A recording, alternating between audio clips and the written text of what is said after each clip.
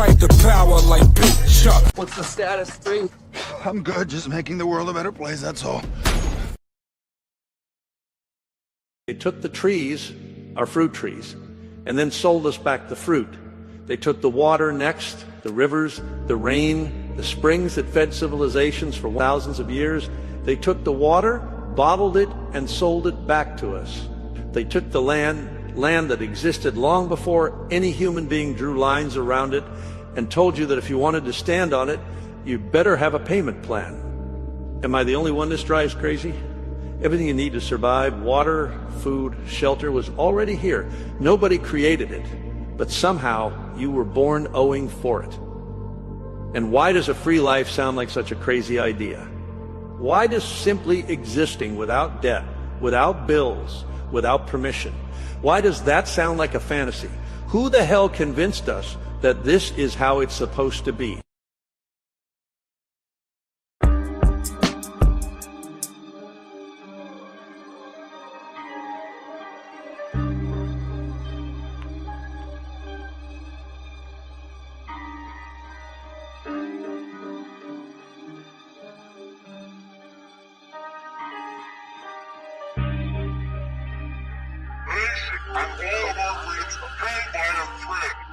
My mother always raised me to operate on respect. I learned to stay calm, people's ignorance I deflect. It's okay to be wrong, I'm not always correct. I have to obtain patience, my balance is key. It's very important to balance out my chi. God and Satan, good and evil, reside in me. When it comes to the Bible, they speak allegorically. God is the energetic source, and you are the temple. For the soul to experience the physical, your flesh is the rental. As I look within and speak to my higher self, while people look outward for saviors and help. The throne of God is within your skull, under your scalp. The pineal gland is a crystallized beacon. Your voice ejects sound, your eyes project what you're seeking. Your spine emits electricity, same as a Tesla coil. We can use Earth's energies that we kill over oil. All those foreign entities that occupying our soil. The Committee of 300 to stabilize our country, keeping us in debt, slaving for valueless money. It's called freedom, cause if you think you're free, you a dummy. We need a revolution while we live in revelation. Monsanto sprays pesticides on crops and vegetation. Pay attention to the grips and symbolism of the Masons. Donald Trump's a dark magician who tricked the entire nation. While the police extort, harass, and collect. They say they protect and serve for the one world global net. The real terrorists broadcast on your TV set, convincing the masses that there is some outer threat. Falling for the okie doke, later you will regret. The all-seeing eye cameras never blink or miss a step. We live on a battleground between heaven and hell. Always watch what you speak, cause when you speak you cast spells. There was cymatic healing from the sound of bells. Look at the elite, they worship L's light. Warlocks and wishes, they gather at midnight. Warming up for 3 a.m. the blood ritualistic type.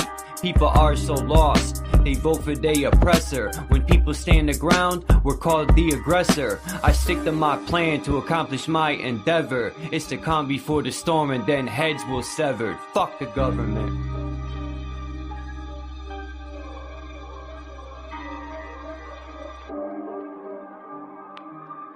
I'm the cook. I'm the cook.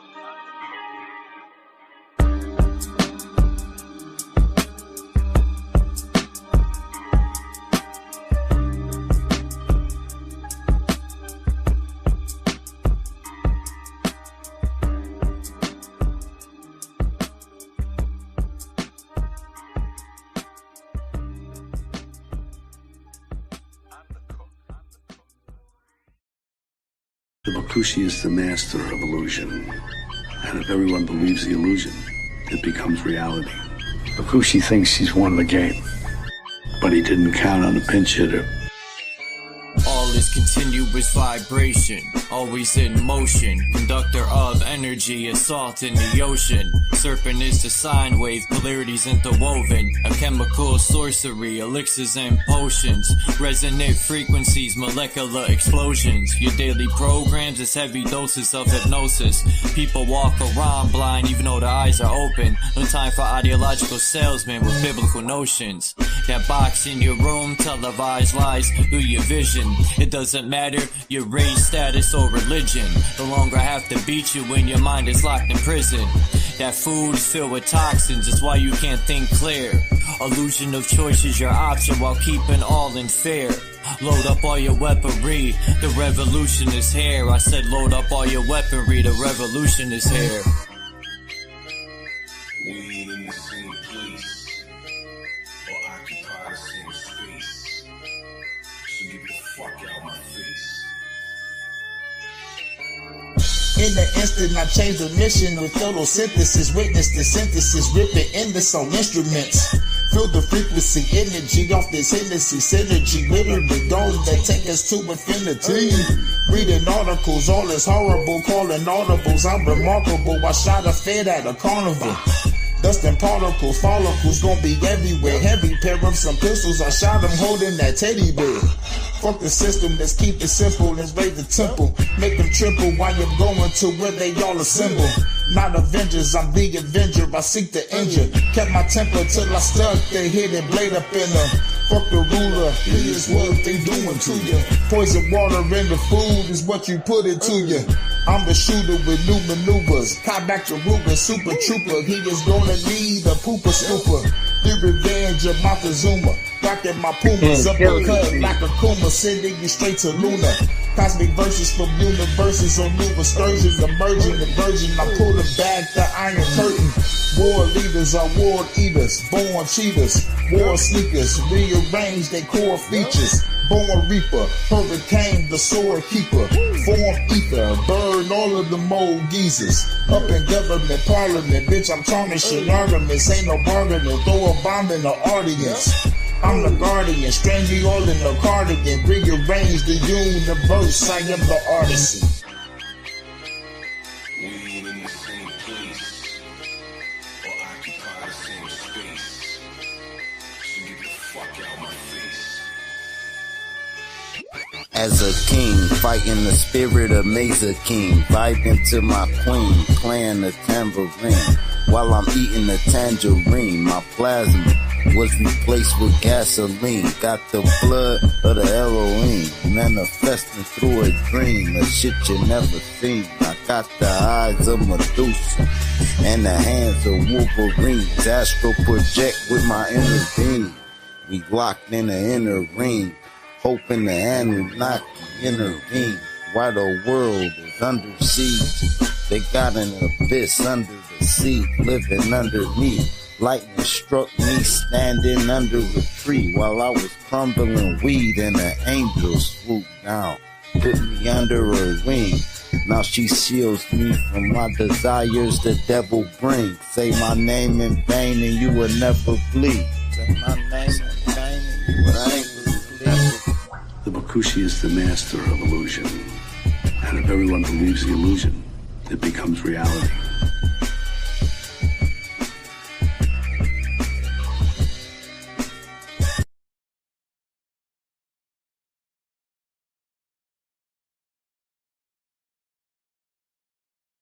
All right.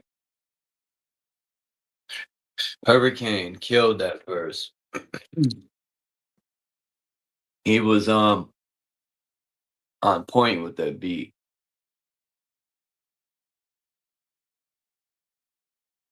When you listen to it with headphones, Hurricane really slaughtered that beat. I wish he would hurry up and slaughter this other beat that's waiting for him.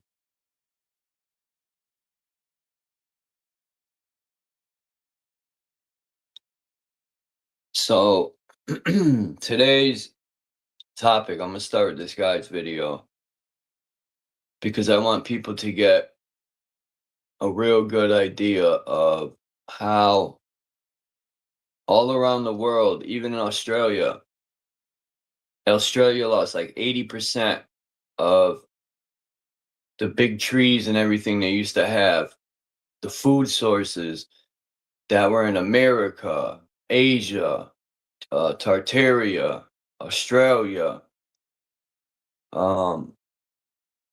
This guy breaks it down in the video where farming didn't even really exist.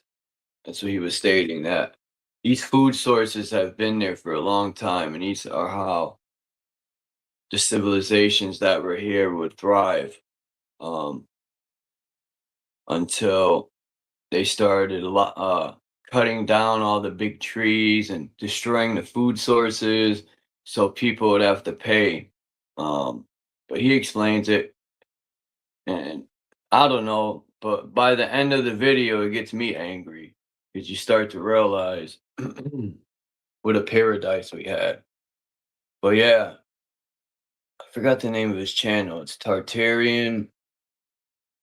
I don't know, but when this is over, I'll leave the link to his channel in the description.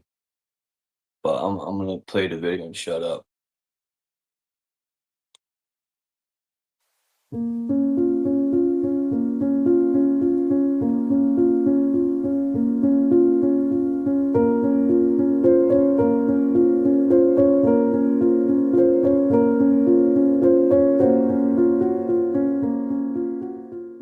I want to start with a number, 1%.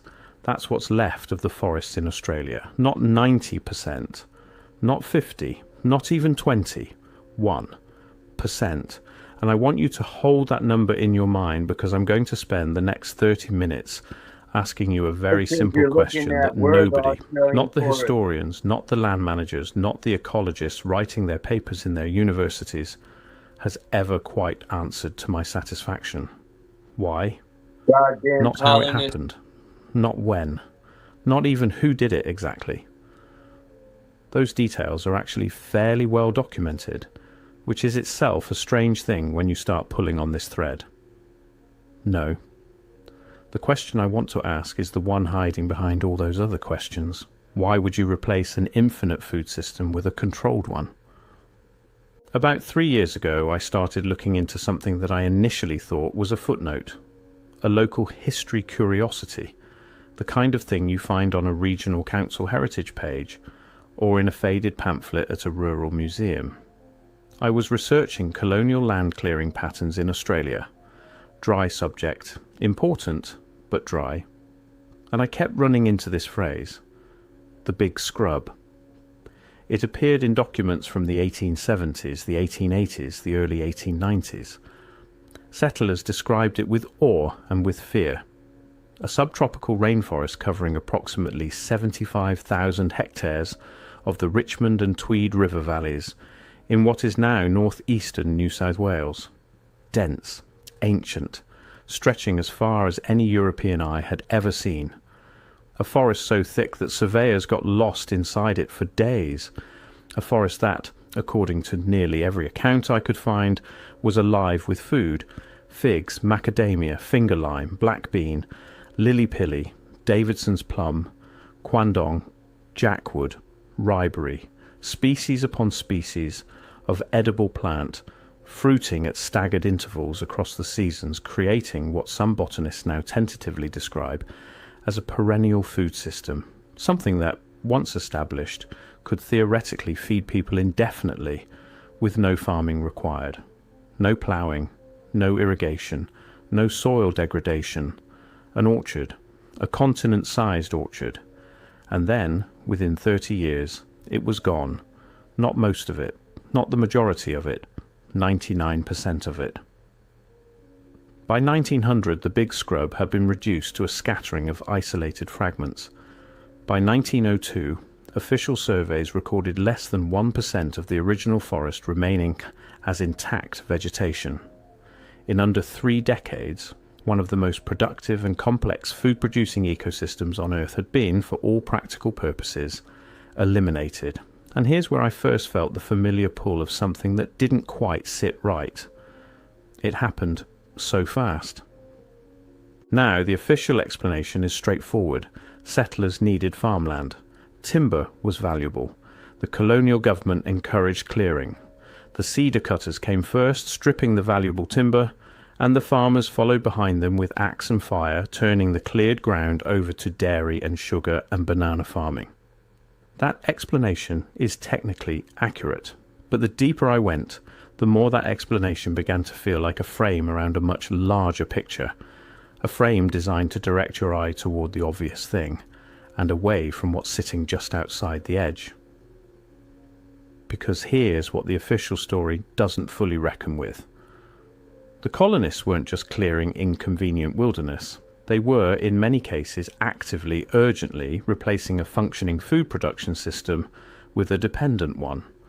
The distinction matters enormously. A forest that produces food without human management is a forest that makes people free. A farm that requires seed, fertilizer, water management, market access, land ownership and government approval is a system that makes people dependent. This raises a simple but critical question. If the land was already producing food, why was the systematic destruction of that food-producing capacity treated not as a loss but as progress? And why did it happen, not gradually, not experimentally, but with a speed and totality that still takes the breath away when you look at the actual numbers? Let me give you another data point. The Australian red cedar, Tuna ciliata, called red gold by the colonial timber industry, a tree that could grow to 40 meters in height, with a trunk 3 meters in diameter. It grew in the rainforests of Queensland and New South Wales, and it was so abundant that early settlers described pulling logs from rivers that had floated down from the interior, the rivers themselves carrying timber to the coast. Within 50 years of British settlement in eastern Australia, the red cedar was, for commercial purposes, extinct. Not threatened, not reduced, commercially extinct. By 1880, cedar cutters were writing in their own journals about the impossibility of finding a mature specimen. Men who had spent their entire careers in the industry were reporting the complete exhaustion of a resource that had seemed inexhaustible just one generation prior.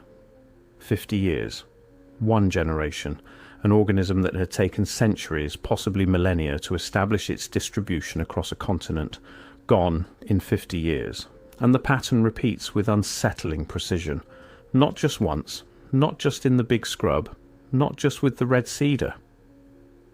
Everywhere I looked in the colonial record of Australia, I found the same signature, a complex multi-species food-producing ecosystem, present in documented abundance, followed by a period of extraordinarily rapid and total elimination, followed by its replacement with a monoculture or simplified agricultural system that required management, capital and external inputs to function. Once you see it, you can't unsee it. And here's the strangest part. When I started looking at what these forests actually were, not through a colonial ecological lens, but through the lens of what they produced, I found something that the mainstream historical narrative has never quite come to terms with. These weren't just wilderness. They weren't pristine, untouched, primordial forests in the way that the settler imagination understood wilderness. The more I read, the ethnobotanical surveys, the early observations of naturalists like Ludwig Leichhardt and Alan Cunningham, the later work of people like Bill Gamage and Bruce Pascoe, the more I found documentation of what can only be described as a managed landscape. Indigenous Australians have been tending these forests, actively, for tens of thousands of years. Burning at specific intervals to encourage specific plants, moving seeds and cuttings, creating what ecologists now call forest gardens.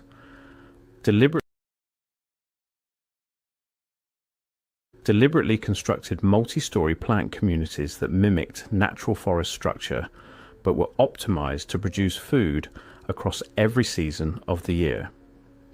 Macadamia trees, which we now know were deliberately cultivated and spread by Aboriginal peoples through seed selection and planting, were found growing in patterns that some botanists have described as too regular to be natural. Bunya pines, producing massive cones of edible seeds, were distributed across ranges in a way that recent research suggests may reflect deliberate transplanting over thousands of years. Yam daisy fields, kangaroo grass meadows, wetland systems producing water lily seeds and tubers, not random, not accidental, designed. The word that keeps coming up in the research, very quietly, very carefully, is horticulture, not agriculture.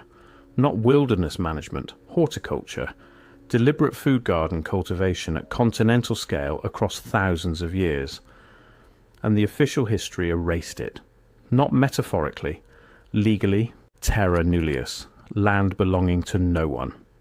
It's a Latin phrase, 2 words, and those 2 words did something extraordinary in the history of Australia that I don't think we've ever fully accounted for. They didn't just dispossess people of their land. They erased the legal existence of the management systems that had made that land productive.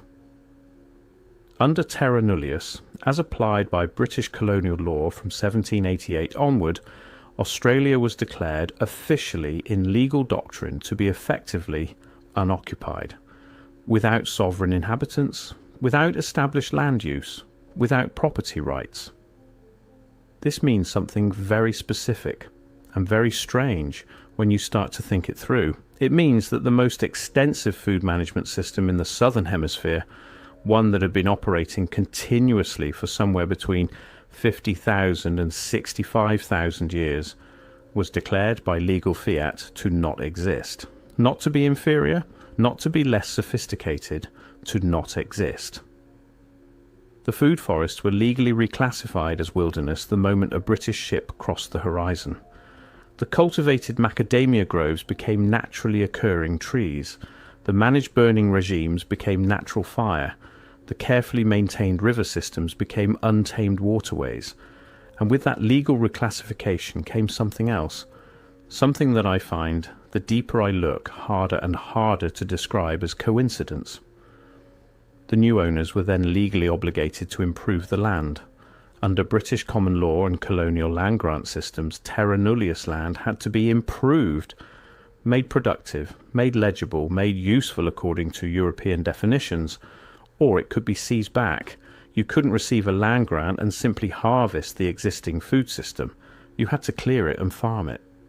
The legal structure didn't just permit the destruction of Australia's food forests, it required it. I want to be careful here. I'm not claiming to know exactly what was understood by the people who wrote and applied those laws. I'm not naming a conspiracy or pointing at a specific meeting room where someone decided to erase continental-scale horticulture. What I'm saying is this. The legal instrument of terra nullius as applied had the effect, whether intended or not, of making the single largest food-producing landscape on Earth invisible, legally unprotectable, and actively destroyable. And then it created a legal framework that required its replacement with a controlled agricultural system.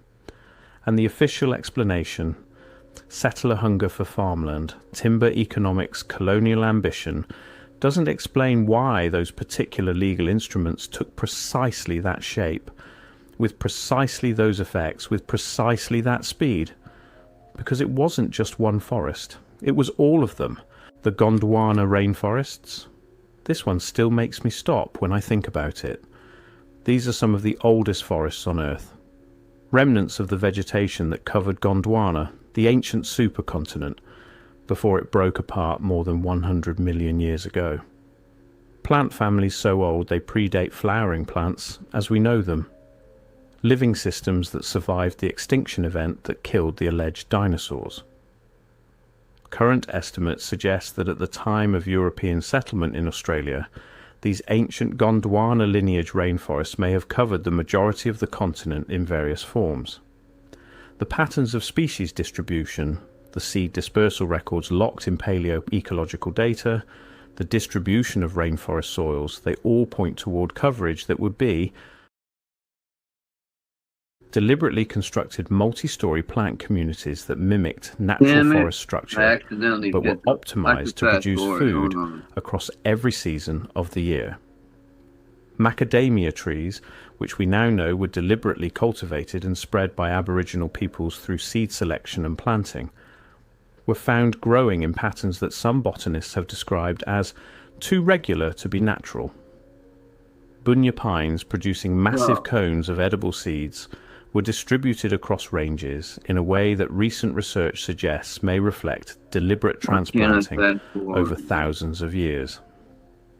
Yam daisy fields, kangaroo grass meadows, wetland systems producing water lily seeds and tubers, not random, not accidental, Designed. The word that keeps coming up in the research, very quietly, very carefully, is horticulture. Not agriculture. Not wilderness management. Horticulture. Deliberate food garden cultivation at continental scale across thousands of years. And the official history erased it. Not metaphorically. Legally, terra nullius. Land belonging to no one. It's a Latin phrase. 2 words. And those 2 words did something extraordinary in the history of Australia that I don't think we've ever fully accounted for. They didn't just dispossess people of their land. They erased the legal existence of the management systems that had made that land productive. Under terra nullius, as applied by British colonial law from 1788 onward, Australia was declared officially in legal doctrine to be effectively unoccupied, without sovereign inhabitants, without established land use, without property rights. This means something very specific and very strange when you start to think it through. It means that the most extensive food management system in the southern hemisphere, one that had been operating continuously for somewhere between 50,000 and 65,000 years, was declared by legal fiat to not exist. Not to be inferior, not to be less sophisticated, to not exist. The food forests were legally reclassified as wilderness the moment a British ship crossed the horizon. The cultivated macadamia groves became naturally occurring trees. The managed burning regimes became natural fire. The carefully maintained river systems became untamed waterways. And with that legal reclassification came something else. Something that I find, the deeper I look, harder and harder to describe as coincidence. The new owners were then legally obligated to improve the land. Under British common law and colonial land grant systems, terra nullius land had to be improved, made productive, made legible, made useful according to European definitions, or it could be seized back. You couldn't receive a land grant and simply harvest the existing food system. You had to clear it and farm it. The legal structure didn't just permit the destruction of Australia's food forests, it required it. I want to be careful here. I'm not claiming to know exactly what was understood by the people who wrote and applied those laws. I'm not naming a conspiracy or pointing at a specific meeting room where someone decided to erase continental-scale horticulture. What I'm saying is this. The legal instrument of terra nullius as applied had the effect, whether intended or not, of making the single largest food-producing landscape on Earth invisible, legally unprotectable, and actively destroyable. And then it created a legal framework that required its replacement with a controlled agricultural system. And the official explanation, settler hunger for farmland, timber economics, colonial ambition, doesn't explain why those particular legal instruments took precisely that shape, with precisely those effects, with precisely that speed. Because it wasn't just one forest, it was all of them.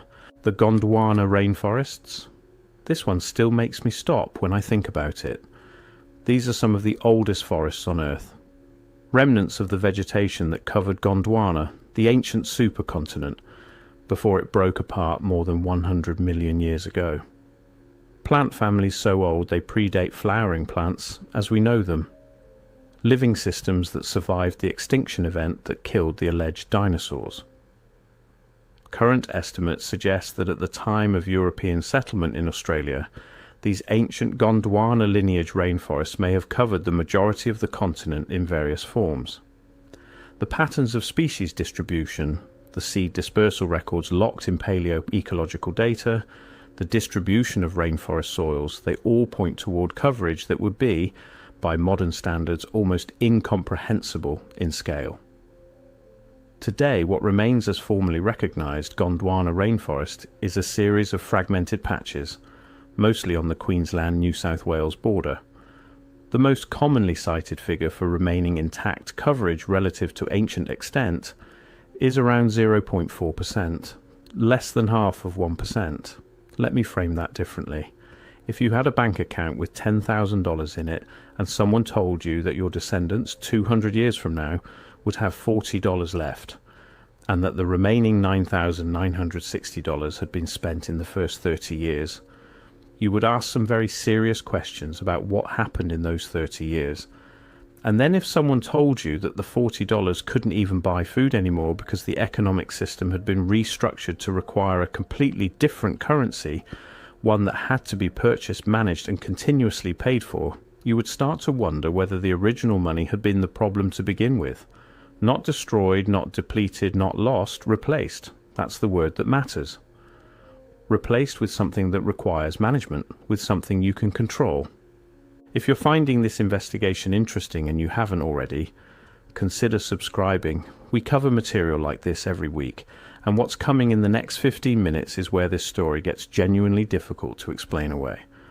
The Brigalow Belt, named for Acacia harpophylla, the Brigalow wattle. This was once an extraordinary ecological system covering somewhere between 7 and 11 million hectares across central Queensland and northern New South Wales. And I want to be specific about what this system was, because the way it's usually described, as scrubland, as dry bush, fundamentally misrepresents its food productivity. The Brigalow ecosystem included a suite of edible and medicinally significant plants that Aboriginal communities had been utilising and managing for millennia. The Brigalow itself produces seeds, its flowers produce nectar, and the dense thickets it forms create microhabitats for food animals. The associated species, Baler, rosewood, leopardwood, gidgee, create a complex layered system with seasonal food availability across the entire year. It was not farmland, not in the European sense, but it was producing food continuously, without inputs, without management costs, without infrastructure. And then, in the 1960s and 1970s, the Queensland government began offering explicit financial incentives to clear it. Subsidised clearing, tax concessions, freeholding arrangements that rewarded landholders for converting native vegetation to pasture, government incentives to destroy a food-producing landscape. By the early 2000s, more than 80% of the Brigalow Belt had been cleared. Some studies put the figure higher. Entire communities of species that had co-evolved with this landscape over millions of years were pushed to the margins or beyond. And the official explanation? Beef production, grain farming, economic development. But here's the thing that stops me every time. At the exact same moment that governments were paying people to destroy a system that produced food for free, they were also building infrastructure to supply food to the same regions through retail and agricultural chains that required money. That required work. That required participation in an economic system. You destroy the free food. You replace it with purchased food, and then you call it development. This raises a simple but critical question. Development for whom? And then there's the Murray-Darling Basin. I've saved this one for a specific reason, because it is perhaps the most thoroughly documented example of what I'm trying to describe, and because the transformation it underwent represents something that, the deeper I went, became harder and harder to look at, without feeling that something important was being deliberately obscured. The Murray-Darling Basin is the largest river system in Australia. Its catchment covers over 1 million square kilometres, more than 14% of the entire continent. It is fed by the Great Dividing Range and drains eventually into the Southern Ocean through the Coorong. Before European settlement, it was a system of extraordinary ecological complexity. The river red gums, Eucalyptus camaldulensis, lined the waterways in forests that stretched for hundreds of kilometres. These trees are not just impressive, they are, from a food systems perspective, genuinely remarkable. Their flowers produce nectar in such quantities that Aboriginal peoples harvested honey at industrial scales. Their bark and wood were used for tools, canoes, shelter. The animals they supported, waterfowl, freshwater fish, mammals, reptiles, were food sources of extraordinary abundance. The river itself was thick with species. Murray cod, Muculucalepili, which can grow to 1.8 meters in length and live for 70 years, were reportedly so abundant in early colonial accounts that settlers described scooping them from the shallows. Freshwater crayfish, golden perch, silver perch, catfish, river mussels, and around the waterways, the floodplain ecosystems, seasonally inundated grasslands and swamp meadows produced seed harvests that some historical accounts suggest were processed on a near-industrial scale. Aboriginal peoples were harvesting grass seeds and making bread from the grains of native grasses in the Murray-Darling Basin for thousands of years before European arrival. Within one generation of settlement, this system was transformed, not gradually, not partially, totally. The river red gum forests were logged, first for railway sleepers, then for construction timber, then simply cleared. The flood regimes that sustained the floodplain ecosystems were regulated, redirected, controlled through weirs and locks and diversions. The fish were commercially harvested to near depletion. The wetlands were drained, and in their place, irrigated agriculture, cotton, rice, vineyards, orchards, not of the native food species that had grown there for millennia, but of introduced species requiring constant irrigation from the same rivers that had previously produced food for free. The water that had supported a self-sustaining food ecosystem was redirected into an infrastructure of controlled food production. And that infrastructure required ownership. It required licenses. It required economic participation. The silence was deafening. I looked for a serious historical analysis of this transition, not of its ecological effects, which have been documented extensively, but of the decision to replace a free food system with a dependent one. The economics of it, the logic of it, I found almost nothing. There are papers on deforestation, papers on irrigation efficiency, papers on the ecological decline of native species. But a serious, comprehensive reckoning with the question of why the most productive free food system on the continent was dismantled and replaced with one that required economic participation. Silence. Now, I want to step back for a moment because I know what some of you are thinking. This is just colonialism. This is just what colonial systems did. Settlers cleared land because they needed farmland, because timber was valuable, because they didn't understand what they were destroying. And I accept that as a framework. I genuinely do. The history of colonial land clearing in Australia is well documented, and it involves ignorance, greed, hunger, ambition, and systemic racism toward the indigenous peoples whose management systems were being erased. But here's what the "it was just colonialism" explanation doesn't account for: the speed, the totality, and the pattern.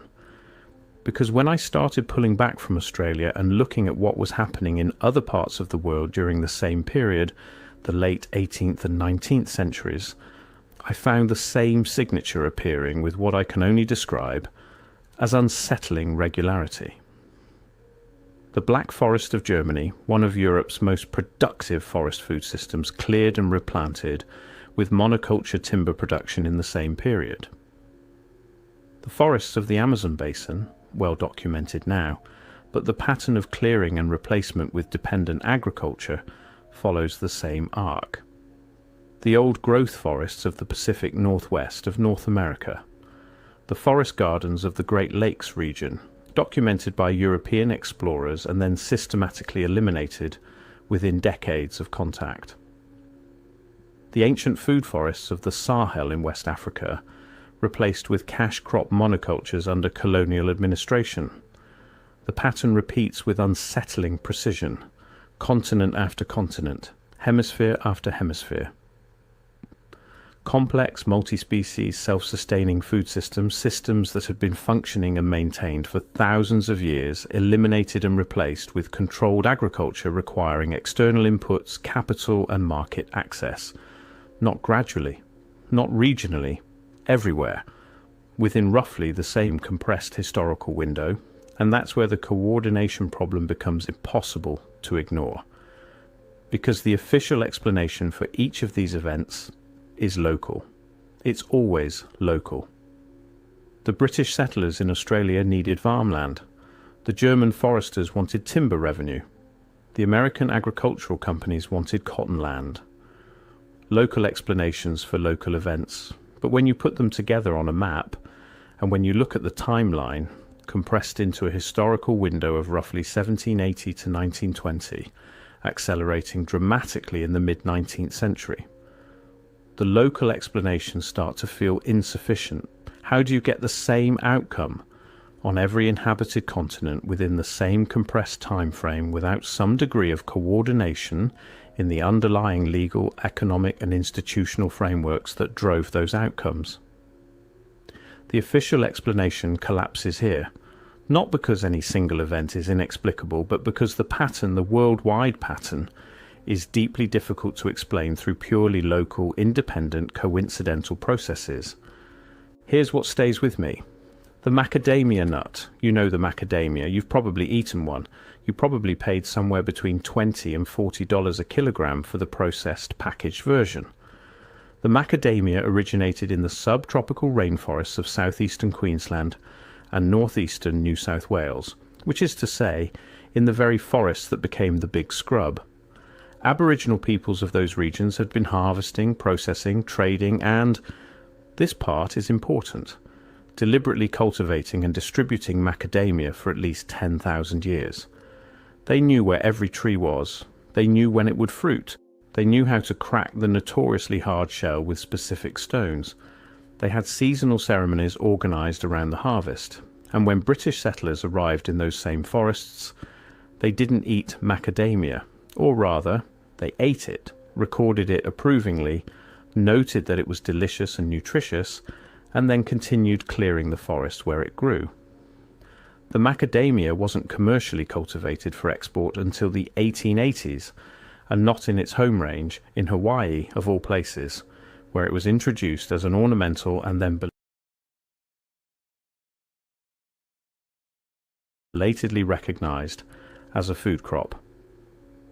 Let that sit for a moment. The people who cleared the forest where the macadamia grew, eradicating the food management system that produced it, then had to import it from Hawaii 100 years later and pay a premium for it. Not ignorance, not accident, not economic inefficiency, but the systematic replacement of a system that gave you macadamia for free with a system that charges you $40 a kilogram for macadamia that came back from across the Pacific. Why? The evidence suggests something much larger than simple land clearing. What I keep coming back to, what I find myself unable to explain away, is the question of dependency. A person who can walk into a forest and find food does not need to buy food. They do not need to sell their labour to afford food. They do not need to participate in a wage economy or a property system or a retail infrastructure. A free food forest is, in a very specific economic sense, a threat to the architecture of economic control. And what was built in the place of Australia's food forests? An agricultural system that required, and I want to be precise about this, that required land ownership, capital investment, seed purchasing, fertilizer application, water rights, market access, transport infrastructure, and ultimately retail participation. You need money to operate within the replacement system in a way you did not need money to operate within the original one. And here's what the official history of Australian settlement almost never seriously addresses. The people it dispossessed were not poor people in the way that European settlers were poor. They were not poor in the way that people in agricultural economies are poor, meaning without money. They existed in a different relationship to resources entirely, one where the land itself was the larder and the question was never, can I afford to eat, but simply, which of the many available things shall I eat today? The legal instrument of terra nullius didn't just deny them property rights, it denied the legibility of their relationship to the land. It made their form of wealth legally invisible and therefore legally destroyable. And once it was destroyed, the people who had lived within it had no choice but to enter a system in which they were, by design and by the devastation of their knowledge systems, at a profound disadvantage. Once you see it, you can't unsee it. If you're watching this and feeling the pull of this research, there's more depth in our community. Leave a comment. Share what you think we're missing. The best discoveries in this space have come from people bringing pieces that others haven't found. The deeper I went into this, the more I found a particular kind of absence that I've started thinking of as structured silence. It's not that the information doesn't exist. Bits of it are everywhere. In the journals of early naturalists, in the ethnobotanical surveys, in the oral histories of indigenous communities where they've survived and where people have been allowed to record them, in the scattered papers of ecologists who found in degraded landscapes the botanical signatures of what had once been there, but it exists in fragments, scattered across disciplines that don't often talk to each other, siloed into ethnobotany or agricultural history or environmental law or indigenous studies, rarely brought together into a coherent picture of what was lost and why. And when those fragments are brought together, the picture that emerges is genuinely startling. Australia, at the time of European contact, appears to have been one of the most sophisticated food production landscapes on Earth. Not in the way that a wheat field is sophisticated, not through the annual destruction and replanting of a single species, but through the accumulation of ecological intelligence across thousands of generations. Through the deliberate arrangement of species in patterns that created food abundance across every season, that survived drought and flood because of their diversity, that required no external inputs because they had evolved in that specific place over millions of years. The Gondwana rainforests, 0.4% remaining, were not just old trees.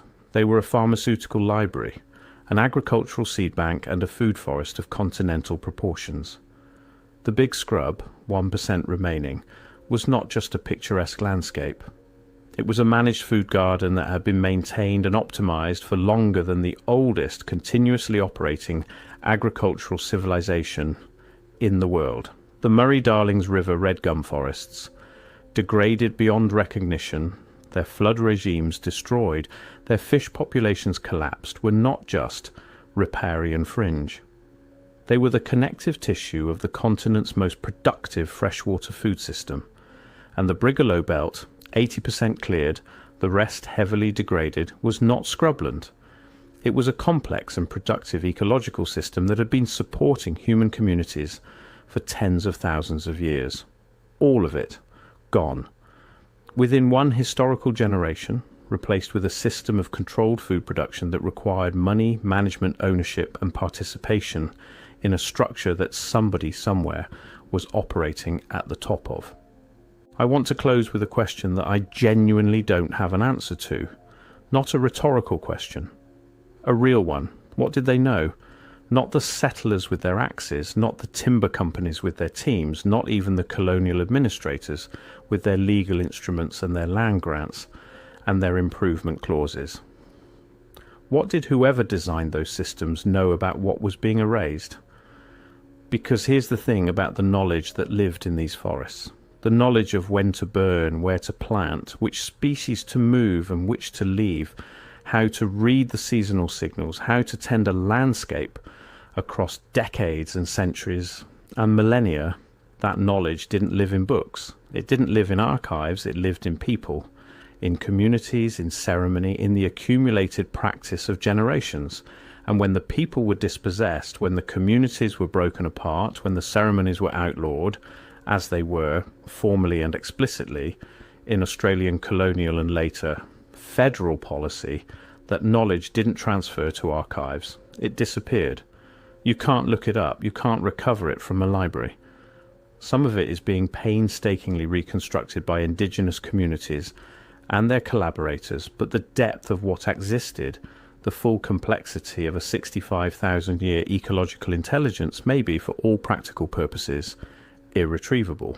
And that is a very specific kind of loss, not like losing a language, not like losing an artwork, like losing the operating instructions for a system that you've already destroyed, The system is gone, the instructions are gone, and what replaced them is a structure of food production that is, by every measurable metric, less resilient, less diverse, less sustainable, and more dependent than what it replaced. How does that happen? How does that happen on every continent, within the same compressed historical window, through legal instruments that seem almost deliberately designed to make free food systems invisible and destroyable? I don't know. I genuinely do not know. What I know is that the big scrub once covered 75,000 hectares and is now 1% of that. I know that Australia's red cedar was commercially extinct within 50 years of settlement. I know that the Brigalow belt was cleared with government money. I know that the Gondwana rainforests, as old as the dinosaurs if you believe in them, older than the flowering plants, are now 0.4% of their former extent. I know that the Murray-Darling's ancient food-producing river systems were transformed within a single generation into an infrastructure of controlled agriculture. I know that Terra Nullius legally erased the existence of the management systems that created and maintained those landscapes. And I know that what replaced them requires your money, your labour, your participation in a structure you did not design and do not control. Those are the facts. The interpretation, the why, remains in the official record almost entirely unasked, and the silence when you start listening for it is deafening.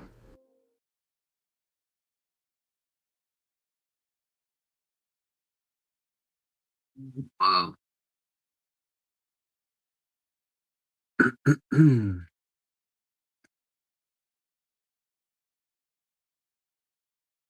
lost for words on that one. Man, all them forests they managed to cut down, that's wild. The big trees, in 50 years, they turned it into a desert. Fuck. Goddamn British. The redcoats.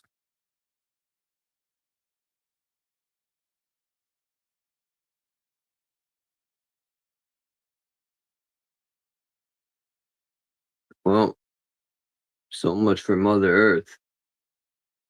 She got the shit end of the stick.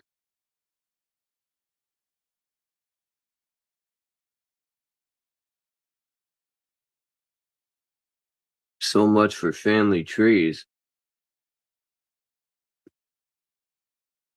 I'll cut down your family tree and turn it to a stump, then uproot that bitch. And the root of the problem's done.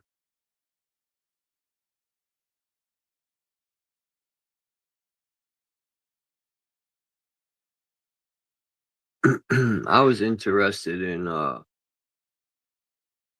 he had mentioned the Great Lakes. It's probably going to block me out. But he had mentioned the Great Lakes had an abundant food supply. So I had to look that up. And of course it did.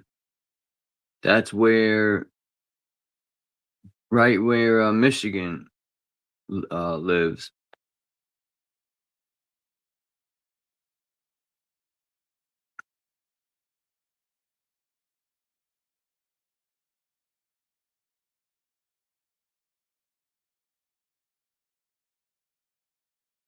Yeah, well, Michigander lives there, but native lives there in Michigan. He lives on the reservation of the Ojibwe.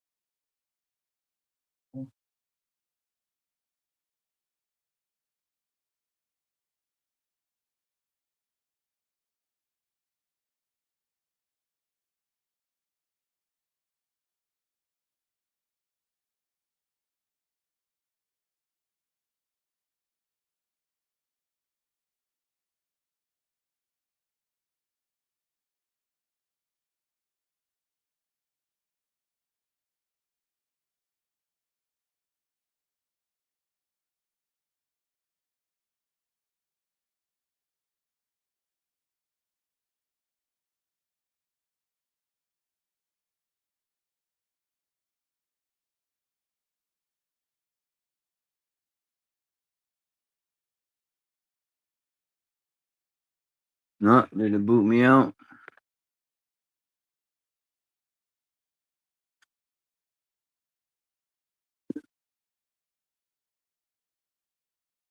When I went to your house, I was knocking on the door and nobody answered. Maybe because the house is so big you didn't hear me knocking, but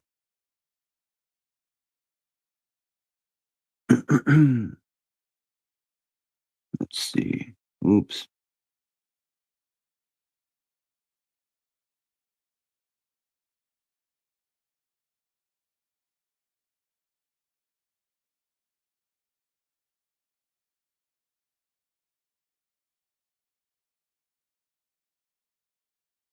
I think this one should be first. What? Hold on. What the hell's going on over here?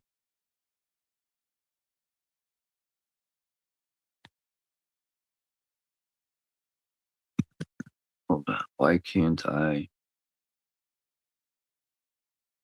Oh, okay. It says before, this is near the Great Lakes. These people were known for their wild rice, salmon, bison. Before heavy logging and settlement, the primary unlimited food stores sustaining indigenous peoples around the Great Lakes were Lake Whitefish, Lake Sturgeon, and wild rice. Manuman? I think that's how you say it. These staples were supplemented by vast old growth forests, game, and maple sap. Aquatic and wetland bounties, lake whitefish and lake trout, harvested by the millions using gill nets and scoop nets at shallow rapids like salt, whatever that says. Lake sturgeon and the wild rice, a native aquatic grain growing densely in shallow bays and slow streams. So before, once again, I hate to say it, before the British came, man, the British were everywhere. The redcoats, they seemed to fuck everything up. The Three Sisters, corn, beans, and squash, which grew in abundance before the white man got here. Stupid fucking white man.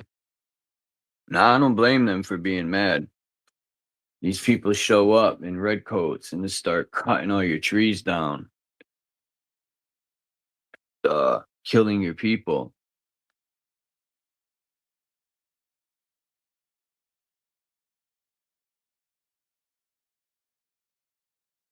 Maple syrup.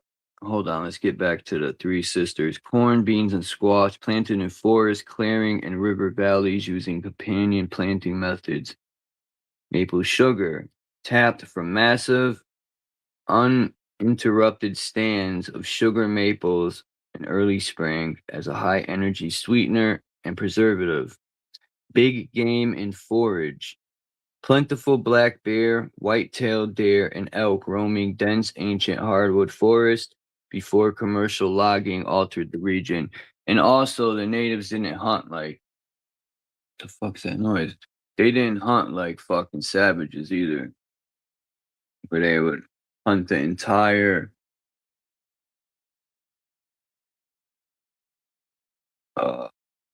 herd of animals in 1 month. They only hunted as needed. You know, they might cut one tree down to build something. Unlike cutting the whole forest down.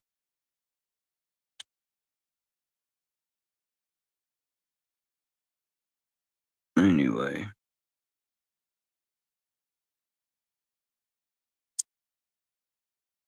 Very disappointing to know this stuff.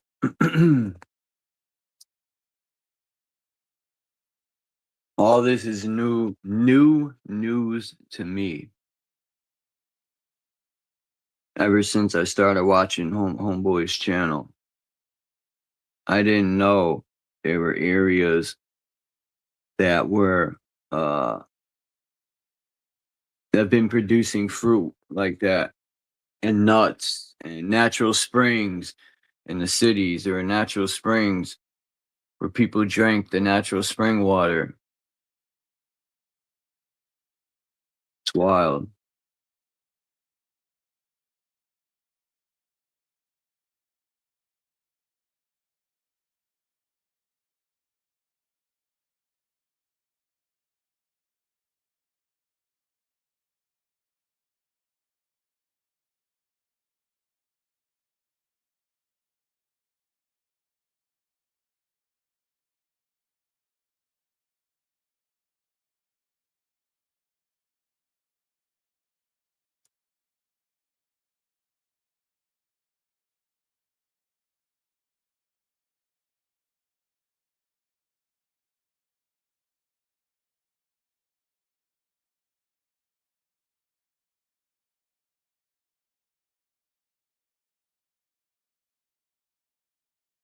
Oh shit.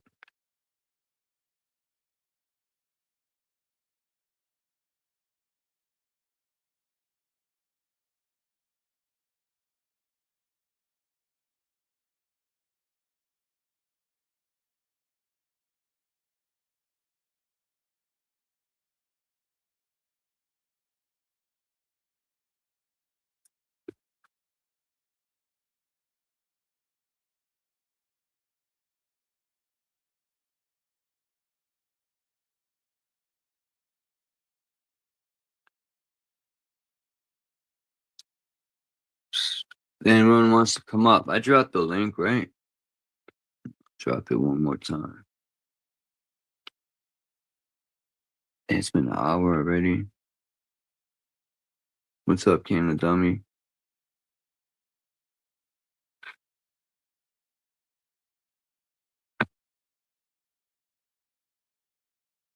Yeah, it's good when you grow your own stuff, Canada Dummy.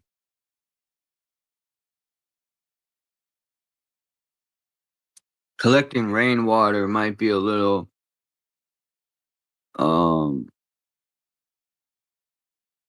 maybe there's ways you could siphon it, filter it. I know I know you'd probably boil it.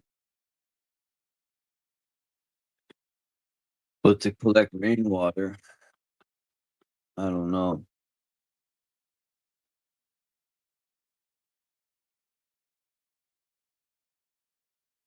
Out west, people are fucked. They can't even take a shower. They can't even drink water out of there. That's crazy. So instead of these fucking losers shutting down the data centers so water can refill itself, they restrict people. Like the people we have in these positions are not too intelligent. That's why I say we just fucking steamroll these fucking data centers. We get a bunch of construction trucks and drive through them fucking scumbag centers.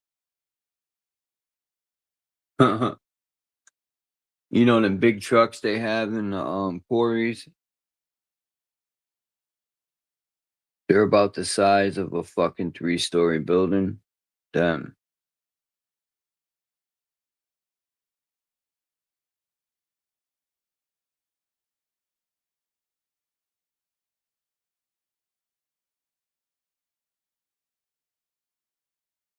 You can't take a shower today, guys. Our data center needs to drink some water.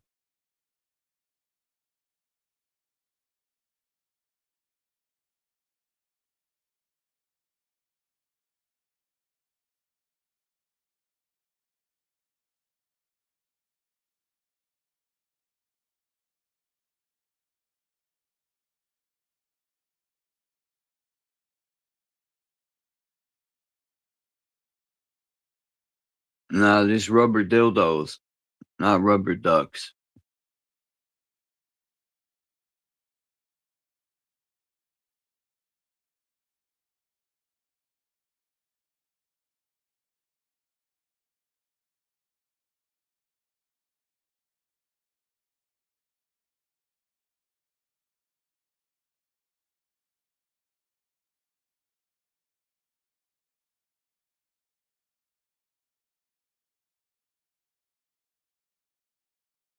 Paul Revere.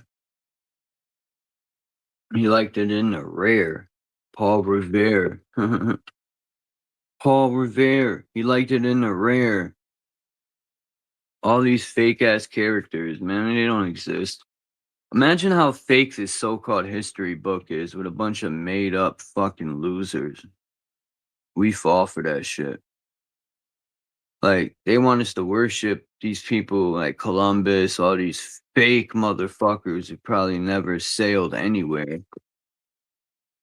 The only place Columbus sailed was into our history books.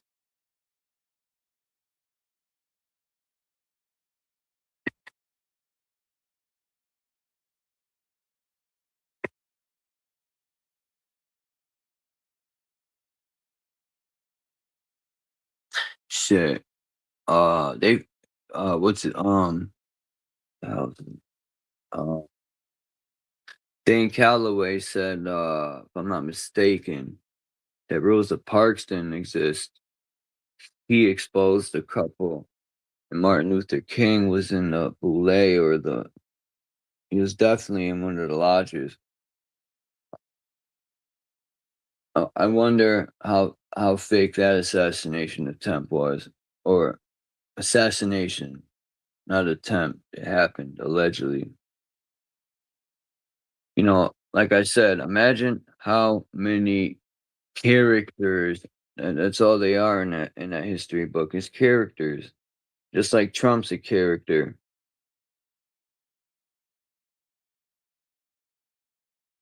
He dances around, puts a little entertainment on, tell the people what they want to hear, make people think change is coming for them and the benefit of them, and won't. And then what happens? They fall for it again and again and again and again and again. It's insanity. How many times can you get okey doked until you fucking realize you got fucking screwed? Maybe these people will never figure it out,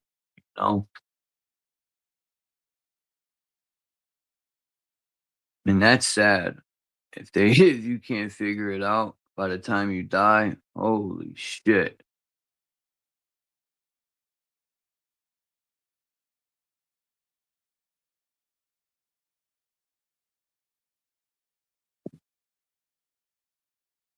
Do, do, do, do.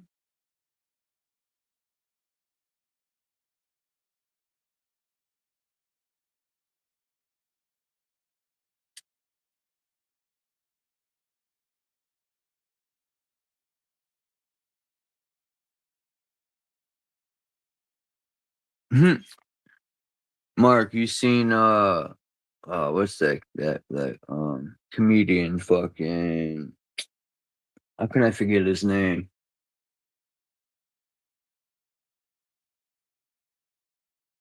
Fuck. The black comedian, man.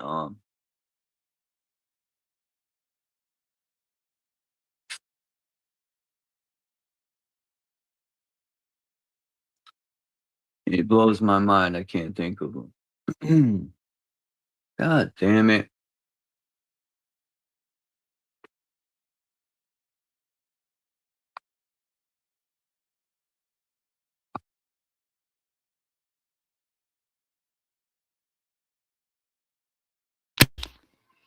Mr. Chuck. What's up?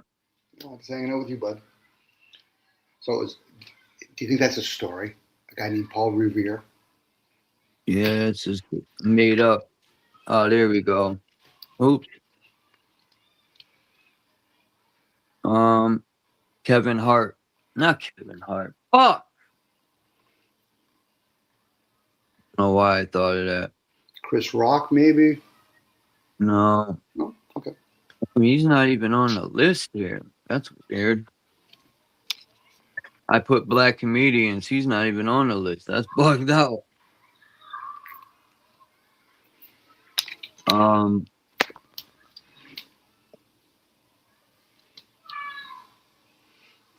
Cat Williams. That's what I'm looking for.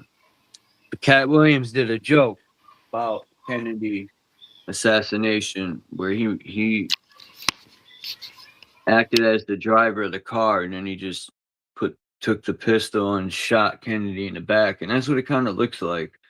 But whatever, I really don't care about that assassination. But I think it's all entertainment.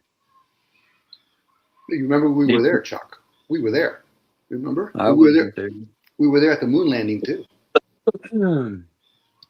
I was there at the spoon landing. I was there with my fork. I misread the email. The people who were sitting in front of the television, they fell for it. Just like we fell for a lot of things. That stupid television. Well, could we be falling for the data center ideal? I don't know. Oh, it's a valid statement. You don't Water know. is running out. Where the fuck is it all going? Well, they say water's running out. Maybe drinking water is running out. Unless people I are haven't going to checked our reservoirs yet. I want to go up there and just to see, because we got a lot of rain in the last couple of months, so they should be nice and filled. Well, with the tech we have, could it be melting some of the ice caps? So they give us the opposite story. I don't Possibility. know. I don't know if the ocean would rise. I think there's like some sort of a balance. Like that's why the oceans never over. They always stay the same. They don't really overtake. You know what I mean? They don't go on land. I think there's some sort of like a faucet in the sink. It drains. It's like some sort of a cycle. Could be. What happens if we have other planes? Other oceans? Could be. Again, it's all could be. It would be nice to explore. True. Stick this thing in one spot. By the way, Silo Season 3 is on already, by the way, Chuck. Oh, I'm going to have to check it out. Because when he made it to the bottom and he found that door, and people were like, not to tell anyone about it. I knew they were going to kill him anyway. And my first thought was, there's another silo with other people. Again, what happens if there's other planes? How many were there? How many silos? I forgot. Supposedly hundreds, but again, it'll be like is there more Earth's surface, more dry land? Could be. It could be just that area they're in too. Yeah, you could be like the Truman story. You're Truman. You kind of want to be taken out of this program and maybe visit another program or another realm, whatever. I'm free. No, you're not. You're free. No, you're just somewhere else now. I'm speaking a different language. Yeah, it's just a different language. Welcome to this new program. Yeah, that's very well. That's why I say Chuck, because we play with stories of a guy named Jesus or Muhammad or Socrates. If those are stories based on a written work, then wouldn't people telling us online, telling you there's data centers, unless you've actually seen it and experienced it, and then maybe even ask questions, why are these things even created? Are we not all just having conversations about things that have been told to us? That's why I'm going to go check the reservoir. Because we got data centers here that are hooked up to our water supply. But data centers could just be a big kind of like one of those big stores where all the trucks go distribute stuff, and they can have all kinds of stuff in there. But then the question would be, how does it serve? As a lot of us have cell phones, we have laptops, we use Wi-Fi, we store emails.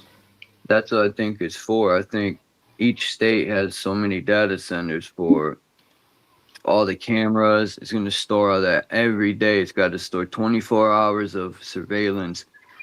Then that's not counting the robots they're gonna distribute. What's that dude's name? I always forget his name. The Tesla guy. Musk. Yeah, Elon Musk. He said he's going to put out as many robots they've been making as the double. He said double the car production that is made every year. There's going to be 500 million robots or some shit like that. I was like, damn. That's wild, man. If that comes true. If anything else, it's reverse psychology. It'll motivate people to try to hang on to their jobs, knowing that it'll be scarce. Again, scarcity motivates the human race. Now, you could ask questions, what purpose does it serve to have all those robots, and how does it affect me? As we did have invention, like in industrial era, when they started having all kinds of farming machinery, big trucks, earth movers. Think about an earth mover. How many jobs probably got replaced? Yeah, I need one of those. The big, that's what I was talking about. Those big dump trucks that could hold 700 regular dump truck size loads. You know, the big ones with the wheels the size of a fucking skyscraper. Yeah. The cost. Think about the cost of one of those tires, and where are they manufacturing those tires? That's what I thought. And you know, where are they building these fucking enormous trucks? And maybe the Giants left them behind. You know what it is, Chuck? Imagine having a bunch of kids and they're at a big playground in some sort of dirt, and all of a sudden you bring this big Tonka toy to them. Do you think most kids really know what store it comes from? Probably not. So adults are no different. If we really stop and think about, okay, how did all this technology come to be, and where did it come to be? A lot of people, if they're honest with themselves, they'd be scratching their heads. And then they say, well, the government. No, the government is so low on the plane of importance, no different than even the middle generational wealth families. You know, to think about like an earth mover, just to think about it. Where the fuck does it come? You know, people see how it's used. We're about to find out. Yeah. And then they'll tell you a story, Chuck. Oh, Lord.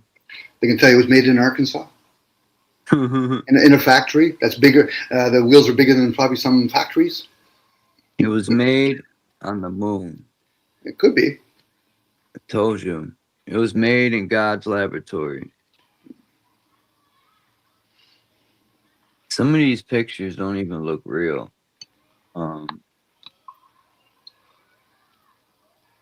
Like, what would our ancestors think of the tech that we're using right now? Forget about the TV. Moly. Hold on. You gotta see some of these pictures anyway. Trying to get a picture of the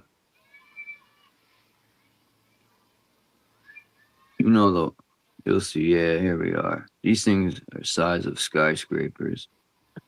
But it says right here, it's gonna tell me a story right now. Hold on. Alright. It says giant compact wheel loaders and material handlers are engineered, manufactured by Tobraco Giant in Harin, the Netherlands, with North American distribution and operations headquartered in Cedar Falls, Iowa. Now, how the fuck do they get these big trucks from the Netherlands here?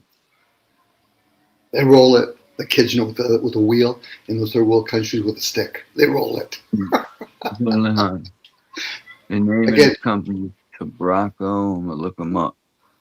Again, more stories. It's kind of like looking at the back of an ingredients of some sort of can in a grocery store. Just give it enough big letters to it. By the way, Phil, here's a fun fact.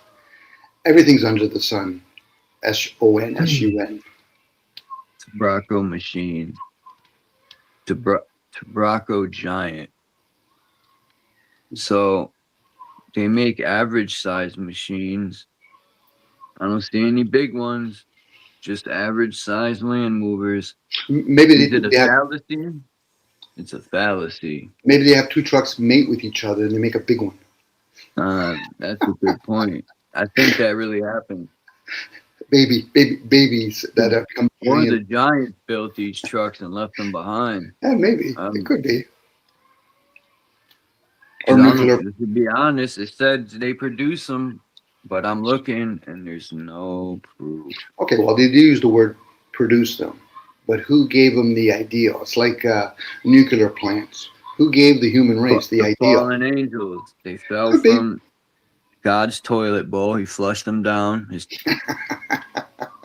You know, Did it go right or left? Loving God. You know, the God, all loving God, put his trash down here. You know, that's how much he loves us. What about Chuck? I'm gonna play this idea. What about the ones that are created? We'll call them gods. What happens if they don't even have no concern whatsoever for the human race? You know, as much as people want to read the Bible and they say that God, when it clearly talks about the Lord, they don't talk about God. Really, don't give a shit. You know, or they'll punish you. But like if I was the ultimate God, would I be concerned about some insignificant thing that I create? Right. That's like that's a good point. That's like me making a plastic mold toy. You know. But then again, if I'm going to be concerned about one part, shouldn't I be concerned of all the parts? It's not just about the human race. Well, what about the animal kingdom, the plant kingdom? Again, it takes a feeble mind of a human to think that, oh, well, God's going to stop. No, fuck, you're insignificant to the solution, let alone the problem. If there even is a problem. It'd be different if all of a sudden the sun, you know, got kiltered a little bit, or the clouds became too much too soon. Then we would have issues. We would have issues, but all the rest of the animals and plants would have issues. But I get it. People want to make it about themselves, so they think God's going to save them. Good for them. Yeah, they need something to hold on to. That's right. They want to be saved. You know, not that I'm better than anyone, but I always listen to my inner self, and I've always felt that the only person that's going to save self is you, man. That's it. It's even worth saving. You know what I mean? It's like, what is it, baseball? I'm the umpire. Okay, you're safe. Or you're saved. You're out. You're out. There you go. Get reboot. Go to the light. Redo it again. I've had about 20 strikes. I don't know why I didn't strike out yet. Because you have an endless amount of strikes. But again, I get it. Some people have to cling to something, and then there's other people who have to debate them on it. You know, pick a story of Jesus or just us, and then you'll get a whole bunch of other people. I don't believe in that. I said, but you'll still entertain it. It's called enabling. It's called enabling, by the way. Watching people so-called debate and stuff, I've come to the realization when I listen and watch people, you know, go back and forth, that every single person I've watched, they see it in their own way. It's all different. True. Everyone's going to see it differently in the Bible, and that's fine. There's nothing wrong with that. Maybe it's designed for you to see it in your own way, but I think it's also designed to do what it's doing, to keep people arguing. Well, what happened if I actually have a Bible and they're thinking I'm reading from it, but meanwhile I have a cartoon magazine slipped inside of it? I'm telling stories to myself. Sure, I am. I'm telling stories. You but it's usually a cartoon out the Bible for sure. Oh, for sure. You can make I can make a cartoon out of myself.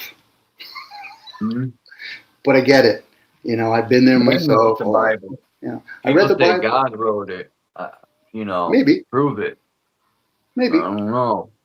So this God, sorry, Chuck, the God that they're talking about, that let's make an assumption, either they're manipulating or creating the sun and the moon, is now going to come down and write it in a book? Okay. Maybe. Possibility. They say God used the stories I used to get from like the different churches or people that I did so-called Bible studies with, because I would ask questions. I've sat down with a Jehovah's Witness, a Christian, Catholic, and they, you know, when they would answer my questions, I would always wonder to myself, they're just sharing their viewpoint, you know. That's right. That's what they call it, a know-it-all. When a person can answer questions, they say, you're a know-it-all, but can you apply discernment to it? Again, it's one of those stories. You know, it's like, okay, so you read a book. So there's some teachings in it. I'm not going to denounce the fact that there's teaching. I can show you and a bunch of guys, okay, I'm going to put my hands on the stove. Did you learn something? Did I teach you something? What not to do? Yeah, I got burnt. Shit. There you go. Now, the next guy that wants to do it and say, well, Dom, I think I could do it differently. I said, fill your boots. I guess I failed you then. I was the example. So none of you guys have to do all of this, but it seems you still want to do. Okay, fill your boots. Sometimes people got to learn the hard way. Bingo, Chuck. You know, it'd be different if your parents said, listen, Chuck, Dominic, don't do this. I did this when I was younger. Well, Dad, I never got to see you do it, so I'm going to do it. I've been told that, and I didn't listen, and man, I had to learn the hard way. Yeah, and you know what happens when you're with somebody like your parents? The person that has to do it, even though they heard their parents, they're basically disrespecting their parents by saying, I don't trust you. Okay, so you need to see it. Then go ahead, fill your boots. But I'm pretty sure everybody today that reads the book, whatever book it is, they're not the author, let alone the one that experienced all of that. So you know what that's called? Telephone. So the question would be, how does it serve you? I'm only using the Bible. We could talk about the Constitution. You could talk about the Quran. You could talk about all the other isms. Those are stories that were, made up from forefathers. So are we going to continue doing these stories, or are we going to learn something from them as people are trying to argue with each other, trying to prove points? Learn something from them or move on. You could move on. Yeah, you can go to another variation of the stories. Pick another book. Maybe pick up Shakespeare. You know, maybe understand numbers and math.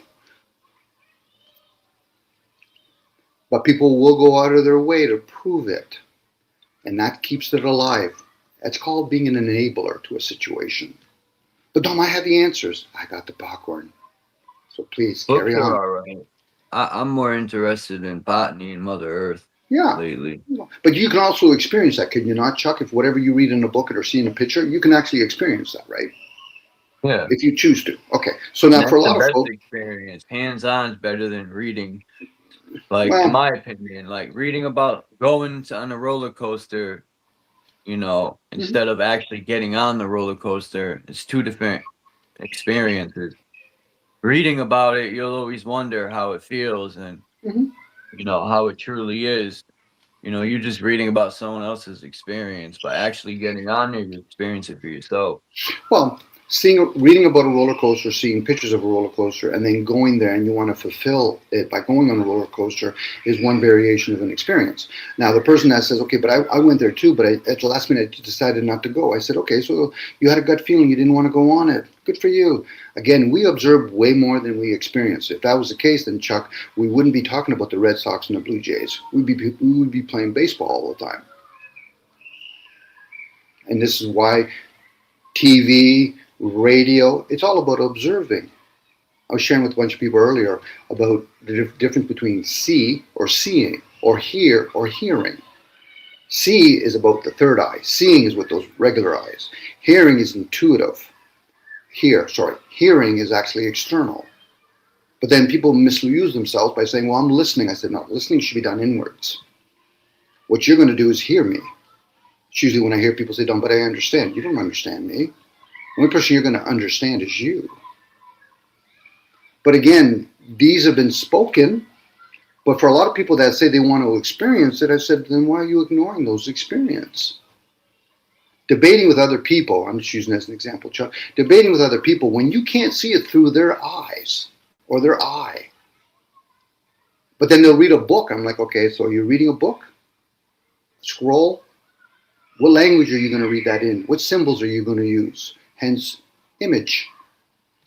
We all have images. I get Wayne tries to explain it every so often, but then he goes off tangents. Where do we see these words? Proving it, this means you're still lost. What would you prove? I mean, Chuck just saw an alien. How would we explain it to other people, Chuck? What language would we have to use? How many cartoon pictures would we have to do? Should we do it in a rap form? We could rap it, and then people would get caught up in the hum of it. Oh, that's such a cool song. I said, but you didn't really get the message, did you? Maybe speaking some dialect. It's a good start. You know, oral teachings or speaking is probably more superior than the written work.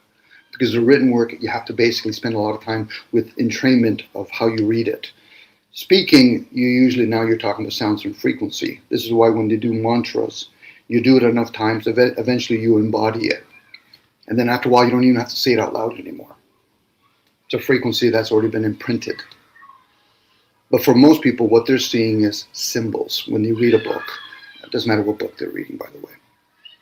But it's nice to hear the story of Jesus. Put a little line in between the J-E-S, and then put us. It's just us, the human race, hoping that for some reason or another, we're going to go to the glory land. Where's the glory land? You know, religious people have always been talking about heaven and hell. So then why do we say hello?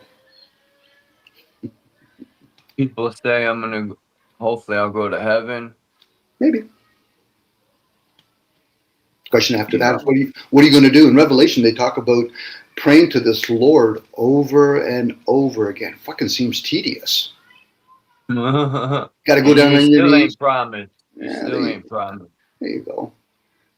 Now, that might be a thing for some people. Yeah, Dom, I just want to pray to this ultimate entity, which is fine.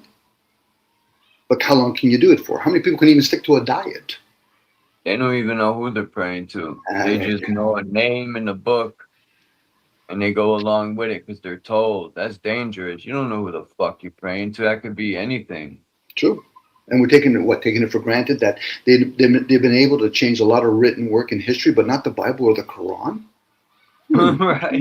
Interesting. Those are the most changed books. Yeah, of course they are. Of course they are. It suits whatever age you're in. And if the masses want to follow it aimlessly, that's what you feed the book to. I'm just wondering. Go ahead, Chuck. Oh no, go ahead. No, go ahead, Chuck. I'm okay.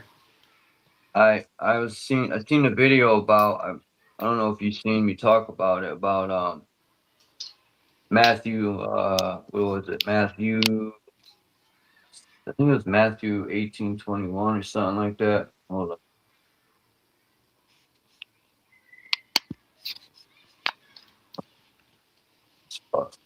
Take it. But anyway, the point is, I think it was Matthew 17:21. The point is, when I went to look it up, it tells you to fast and pray. But we'll just talk about the fasting part. It says Jesus said that if you want to heal the body, to fast. You could heal any disease or sickness if you fast. But when you go to look for it, and it's in my mother's Bible, I go to look for it, it skips from 20 to 22. They put a line there. And I thought, wow, these motherfuckers. They don't want people to know to fast, to heal the body. Well, the other part is in prayer. So fasting, because you're going to have that constant noise hearing from the body, but most people ignore it. So when you fast and then prayer means inquire. You're going to ask from within, what does the body need? Does it need absence of food? Does it basically need certain kinds of vitamins or certain type of medicine? So unfortunately, people miss the part about prayer. They just figure, I'm just going to stick it out. I'm going to go without food. But meanwhile, you're not inquiring inwards. The prayer, kind of like peace is about silence. This is why when the Muslim, whether they're aware of it or not, they say, peace be upon you. Silence be upon you. And then there's the other kind of teachings that the Buddhism teach about meditation. Meditation is another way of saying listen. So if you've gone inwards with prayer, you inquire, then you go into a state of silence because you've got that chattering brain going on. And then after you go listening, you listen inwards. You listen to the gut that's going to get messages from somewhere else. But for most people, fasting might give them that awareness, holy, I'm a drug addict. Oh, okay, good. A lot of them aren't going for spiritual fasting. They're going for physical fasting. They're always leaning towards evil. They're always leaning towards the material aspect. But unfortunately, people, once again, they bastardized these words and said, there's ways you can check out those words energetically. It's like, when you do with a lock. If you put your ears to it, you can actually make the right combination. You can get the triggers. So when people use words, you should be able to test it from within. That's why they use the stethoscope. Mm-hmm. Yes.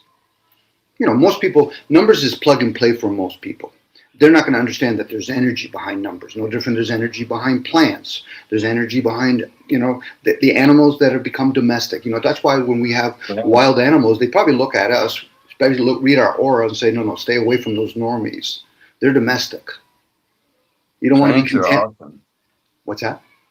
The plants are awesome. Sure, I don't know how true it is, but I heard farmers would put the seeds in their mouth, and then when they plant the seed, it would grow to your molecular structure. It would, your saliva. Yeah, it would produce whatever your body needs.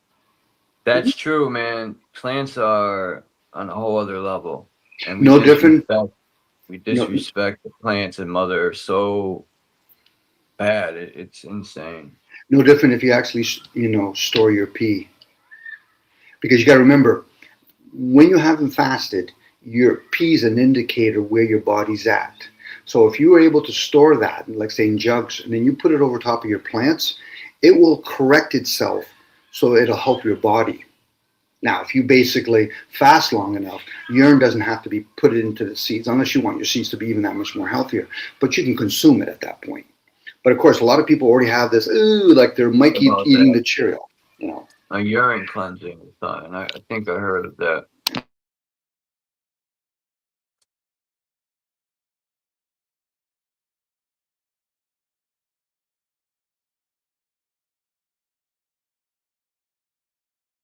What's up, fools and tools? We live in a system, Chuck, everything is useful.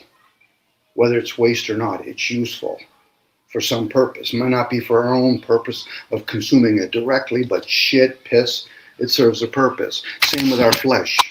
It would be beautiful if all of a sudden, when a person no longer inhabits that body, we're going to put it out in the woods or the jungles. Let the animals take their share at it. Let the crows and the birds take a shot at it, and then eventually let the insects, and then all the parasites or whatever you want. But unfortunately, we've been taught, let's bury our dead, 72 inches, by the way. Let's cremate them. So how does it serve Earth?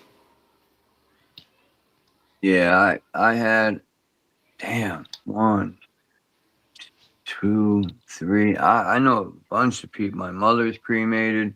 My friend Dan that passed was cremated.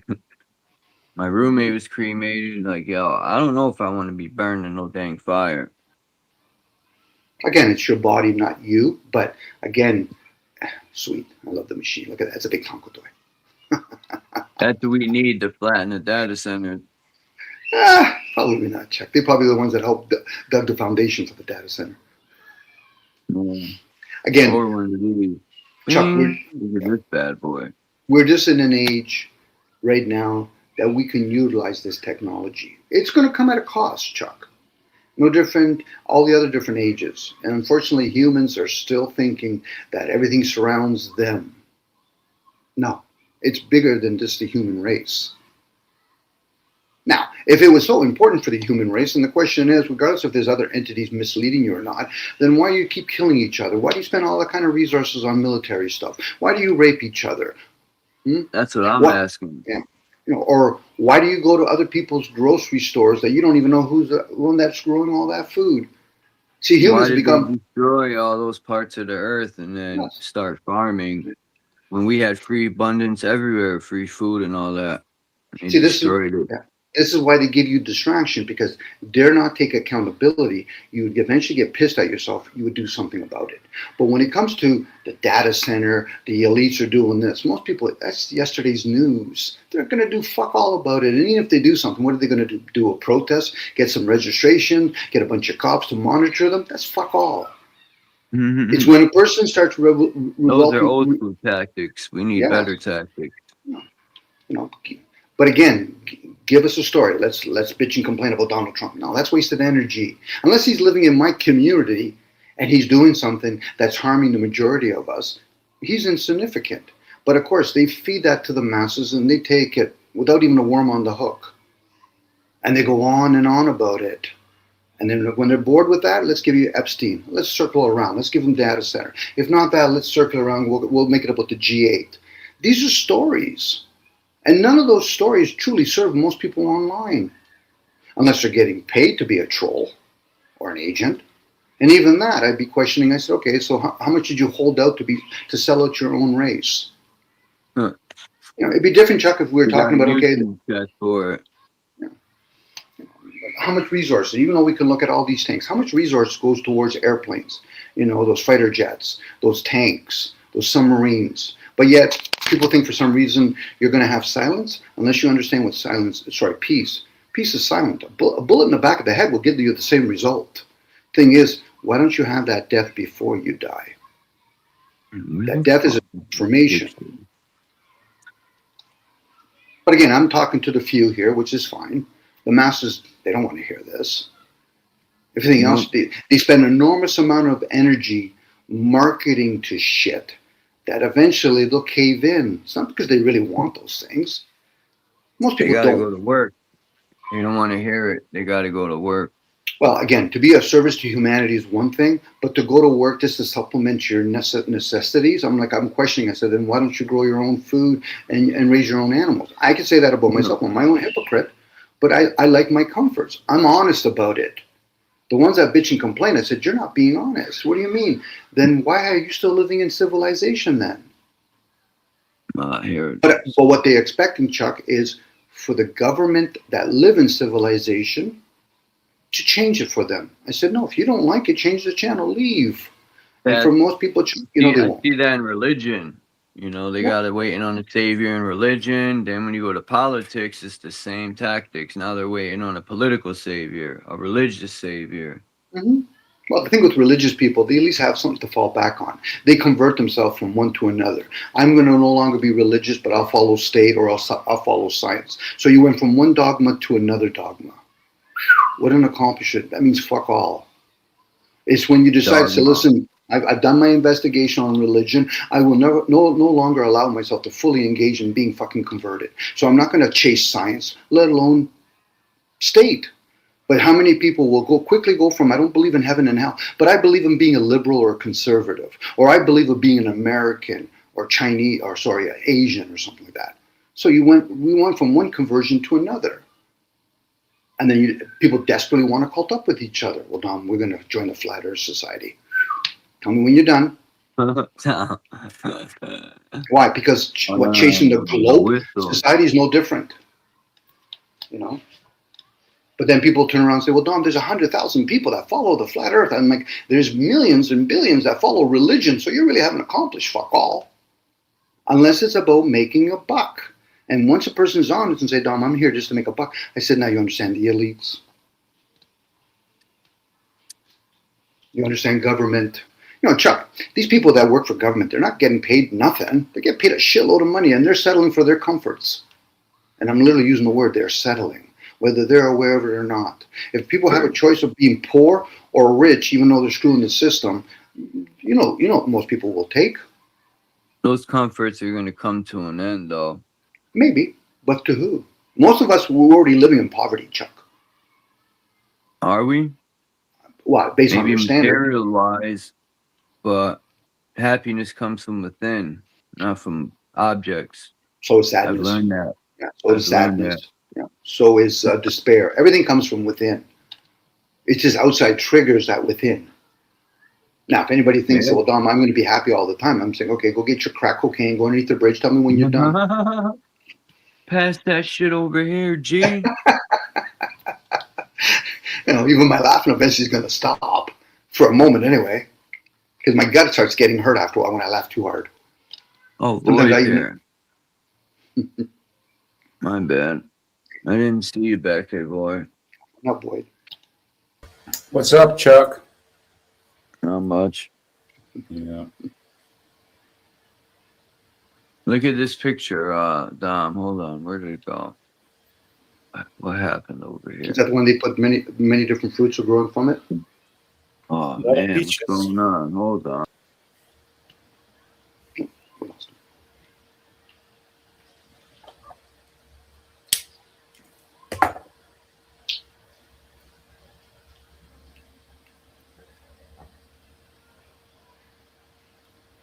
That tree is very fruitful, I must say.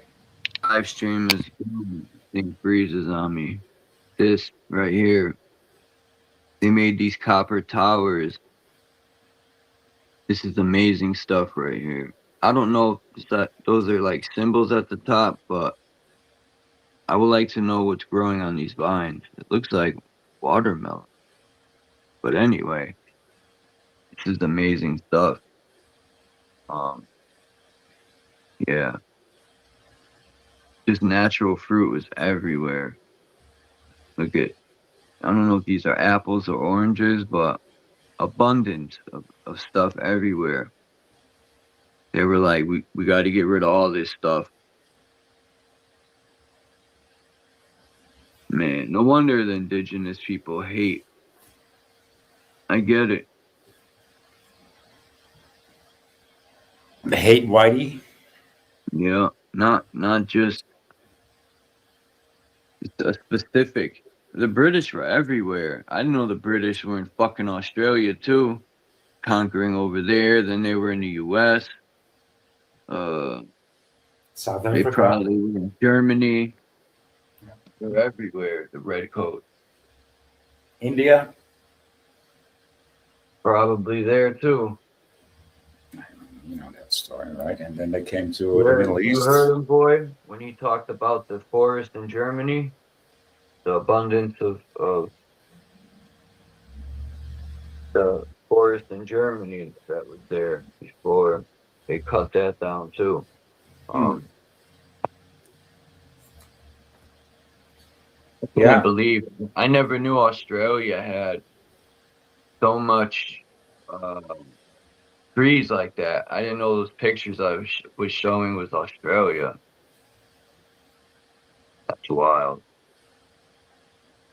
I thought Australia was all desert, but I was wrong. Same thing with Antarctica. He has a video where he's got proof before 1815, Antarctica had no ice, that there was civilizations there. That's very interesting. Yeah. Very interesting. What have we done as a human race? Sad to say, I have to include the scumbags that cut everything down. I was reading about the same thing in the northern U.S. where there was trout abundance, buffalo, all this stuff, and the British came and just hunted everything down, man. The fish, the bison. Like, what's wrong with these people, man? Well, I don't think it's necessarily the British. I think it's some entity that performs as human beings and blames us, right? I mean, same things going on today. Like Whitey is the wrong one, right? Whitey, white culture, it's no culture. It's still going on today.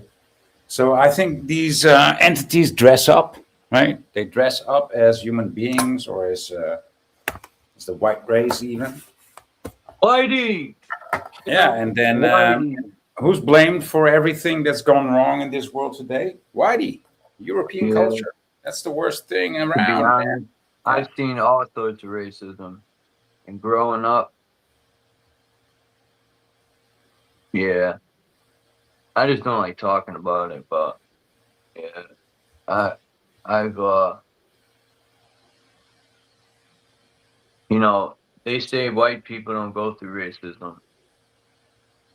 No, right? That's part of it true. So that's weird. Yeah.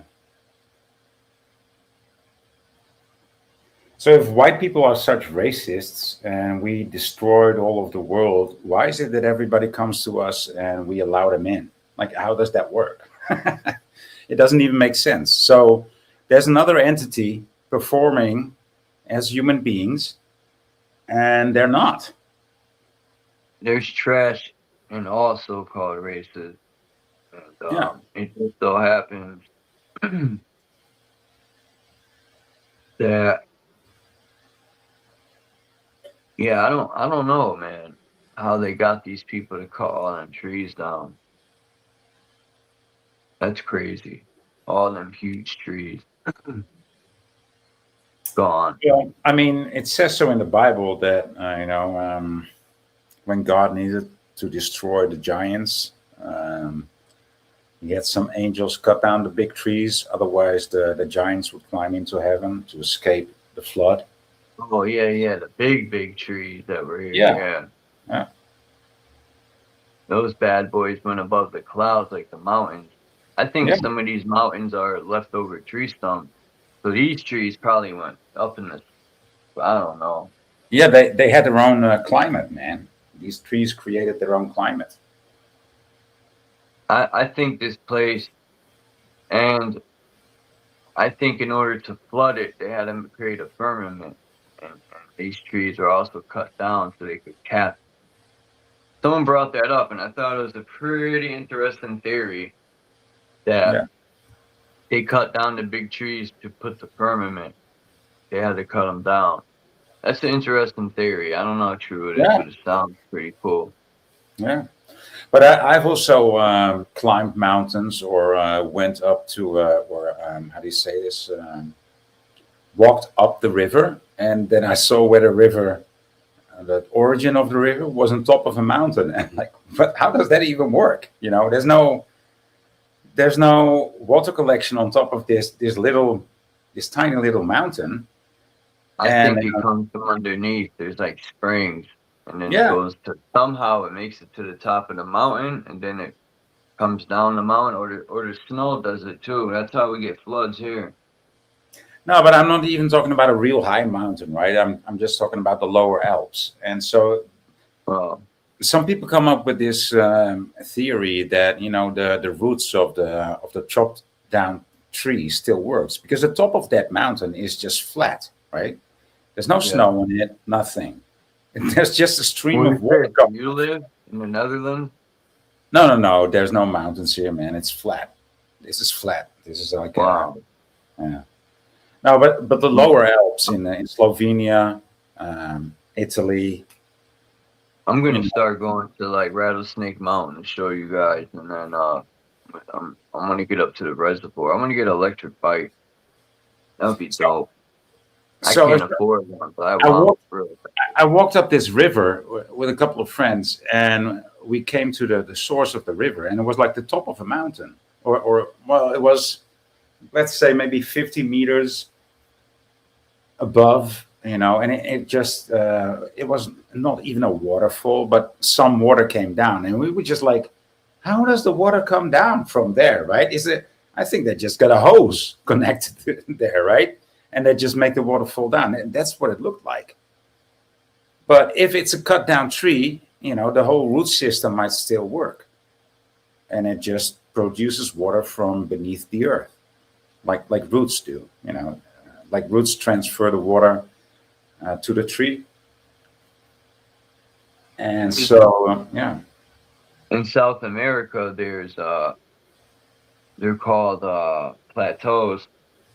And they look like the tree stumps of the cypress tree, but they're in South America. And on the top, you have to take a helicopter up there, and they have a hot spring up there. And, you can camp up there and everything. It's huge. You could put a city up there, but there's a hot spring, and these so-called plateaus or tree stumps have water that flows and have huge waterfalls, and the water never runs out. Yeah. But I don't know. I these data centers in America, we're gonna see in 6 years from now, when people are growing 16 testicles and they got 10 toes and fucking, they'll be like, oh, we didn't know this was gonna happen. Sorry, everyone. It's like they do with every other fucking cancerous disease. Oh, we didn't know. We put this in your cornflakes. We didn't know it was going to give you back cancer. We didn't know you were going to deliver a robot. I thought you were just pregnant, but now you're pregnant from a robot. Wow. Damn. It's a miracle. That's wild. You got pregnant from the nanotech. Oops. Virgin birth. Yeah. Right. Yeah, who You know, knows? disseminated by Nano. That's their son's name now, Nano. Nanu. Nanu. That's crazy, getting impregnated by nanotech. Yeah. Virgin birth once again. Yeah. And he's gonna grow like a cabbage. He's gonna be. I was talking to my friend about that boy, and I said that's how. Well, I was telling him because he's a Bible thumper. I said when they come to resurrect people, they talk about resurrection in the Bible. I said they're gonna go to the graveyard. I said that's why they make tombstones, and that's why they put you in a cement casing, and they seal that up. So then they could come resurrect you with your DNA in the laboratories they have. I said that's how they're gonna resurrect everyone. And then, what was the other one? And my friend was like, "Oh no, man, it ain't gonna happen. Jesus is gonna come and resurrect everyone." Everyone. Yeah. There's another one I said to him. Oh.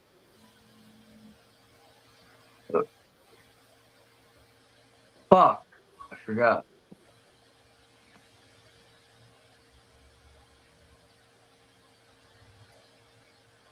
It was about back in the days. I forgot how I was going to put it, but he was telling me, I had brought up and said angels had technology. He's telling me the angels didn't have no technology. There was no technology back then. You know, people think technology's something new. I could tell that people don't do any research. They don't look into anything. They just go by hearsay.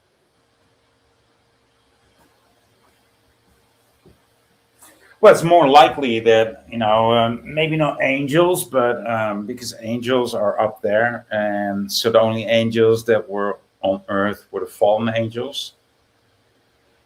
Angels can mean a flying craft too. No, I've never seen no individual fly with wings, except birds.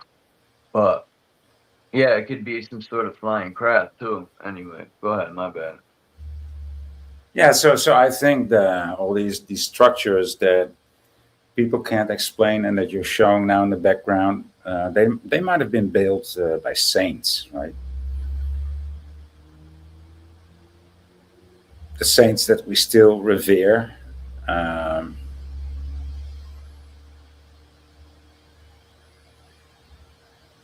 Saint Peter, Saint Bartholomew, all these saints, man. Saint Nicholas, Saint Paul, all these names.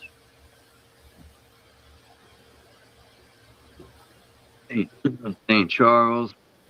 Yeah. No, my name's not in the Bible. I was just joking. They said, "Fuck Chuck. We don't want your name in here." Even when I died, God was like, "Fuck you." Sent me back.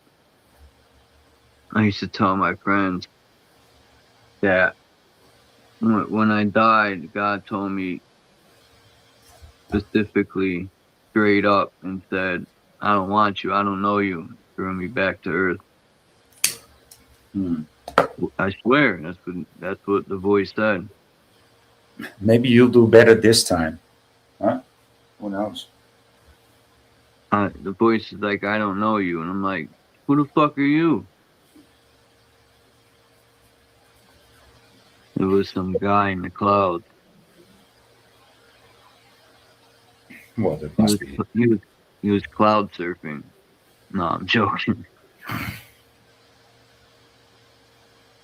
But no, my experience of so-called death was a wild experience, for the most part. It wasn't like people be like, "Oh, I was in hell, and I heard people screaming," and nah, it was nothing like that. So what, were you in a coma for a couple of minutes or seconds or days? I was in a car accident. I had flipped the car, and I had cracked my head open on and knocked my teeth out on the steering wheel. It was an old Buick. It was an 86 Buick. And I had been drinking real heavy. And unfortunately I blacked out at the wheel, and yeah, I drew up. My friend was ahead of me, and he said he looked in the rear view and the car was like, "Wow." I guess I blacked out, and I went up this little hill and I hit the tree and rolled the car. And man, that tree was huge. It was like, man, that tree was a wide tree. It didn't even make a scratch. The car is going at least 60, Whoa. and it didn't even make a scratch in that tree. That tree was like, ha ha ha. 3-1. Didn't do anything. Yeah, for sure. I'm grateful to even be alive, man. Like, even my friend, he's like, yo, I don't even know how you live, Chuck. Like, Sure. I shouldn't even be alive. I didn't break no bones. Man, but I did split my forehead open real bad. I needed lots of stitches. I remember sitting up. My friend pulled me out the car, and I had a medallion on with a gold chain, and the medallion went up and went in my cheek. It cut my cheek open, and yeah, I knocked teeth out, and then I had a big gash in my forehead. The scar's still there, but man, I remember in the morning time getting up, my eyes were like black and blue shut. And when I sat up, the blood, I could feel the warm blood pouring out of my forehead. Yeah. And they finally took me to hospital. I didn't want to go for the fact that I didn't want my friend to go back to prison. He was on parole. Mm. And yeah, fortunately that night, he was in the stoli. But anyway, that's too much information. Hey, so whatever happened? How long ago was this? This was like fucking 30 years ago, so whatever. It's way past Hey, so whatever happened to your online friend? I forget his name. The guy who blew open, who blew his own brains out with the gun in his bed. Oh, Lucid, he comes around here and there. Yeah. Okay. He came actually yesterday. I think he stopped in. Okay. He said he's always. I talked to him here and there. That was And quite he a said he's got his son, and he's always like just being a father. He said, doing his thing, which I don't blame him. A lot of people really don't like the YouTube shit no more. No, I get that. I totally get that. It's better to concentrate on your family than on YouTube. Absolutely. But I was just wondering if he's still around, because that was a miraculous recovery too, man. Wow. Yeah. For sure. I've been in situations where I feel for sure, man, someone watches over me, man, because I've been in some crazy situations in life where I shouldn't be here. And like the time we were playing on a roof, it was snowing out. I forgot who was on the roof. Because when we were younger, back in this backyard here where I live now, I used to live with my mom in an apartment building next to this one. And we used to jump from roof to roof, because the way the roofs are set up, in every yard, you could hop from roof to roof to roof. Yeah. So that day it had snowed a lot. We were on the roof. I don't remember who pushed me, man, but I fell backwards. And my head was going towards the ground, and I was catching speed. I was trying to stop myself by throwing my arms down, but it didn't work. I was going to go off the garage head first, backwards. So my head would have cracked the fucking ground. And I landed on some platform that was there. Man, that was pure luck. That should have cracked my head open. Yeah.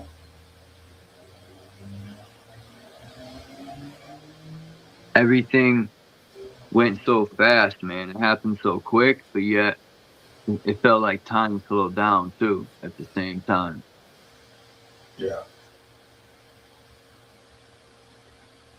Like a million thoughts. You ever been in a situation like that? A million thoughts is going through my head. I'm like, nah, I can't die like this. That's what I was thinking in the process of it all. Well, I remember being pulled in by the, how do you call this, the understream, the riptide. No, not riptide. That's something else. But I think it's similar. So I was in the water in Durban, just playing in, in the waves, and Yeah. so there was this big wave. I was, how old was I? Like 11, maybe 12 years old. And I was like, oh, this is a nice wave. And then I was, oh shit. It took me, the understream. What do you call this? Understream. It went hard so back into the sea, dude. I didn't feel the bottom, right? I didn't feel the bottom of the sea. And once I felt the bottom of the sea, I was like, okay, I'm going to push myself up, right? And that didn't work. And then I felt it again. And all the while it was dragging me back for like, I don't know, for seconds, maybe 20 seconds. And I think I felt the bottom twice and I tried to push myself up, right? And it didn't work. And I was like, oh man, am I going to die like this? Is this the way I'm going to die? And I felt my back sliding into the ocean, right? Deeper and deeper and further away from the shore. And then finally, when I was able to get above water, I'm like so far from the coast, like I'm maybe like 200, 300 feet. I would have been panicking. You didn't panic though. That's the main thing. I would have been panicking. That's what makes you drown. Yeah. No, but I was used to playing in the water, and windsurfing and everything. But I remember thinking, oh, this is the way I'm going to die? Wow. Oh, well, that's not nice. Yeah. Yeah, but I still remember that feeling of being dragged over the seafloor, man. I couldn't do anything, It's a tiny little body of a 11-year-old boy. Like, yeah, pretty helpless. And then like I said, when I came above water, I looked like, am I this far from the coast? Like, what? Wow. I've had dreams of being stuck in the middle of an ocean. Yeah. Even when I went deep sea fishing, I'm like, man, I started thinking, what if the boat was sink? We're way out here. that would suck. And then you got big fish swimming under you, your legs dangling like a Scooby snack. Oh man. Yeah. But they say fish really don't. Even sharks really don't attack people unless you're aggressive. They might mistaken you, but that's even rare. Like,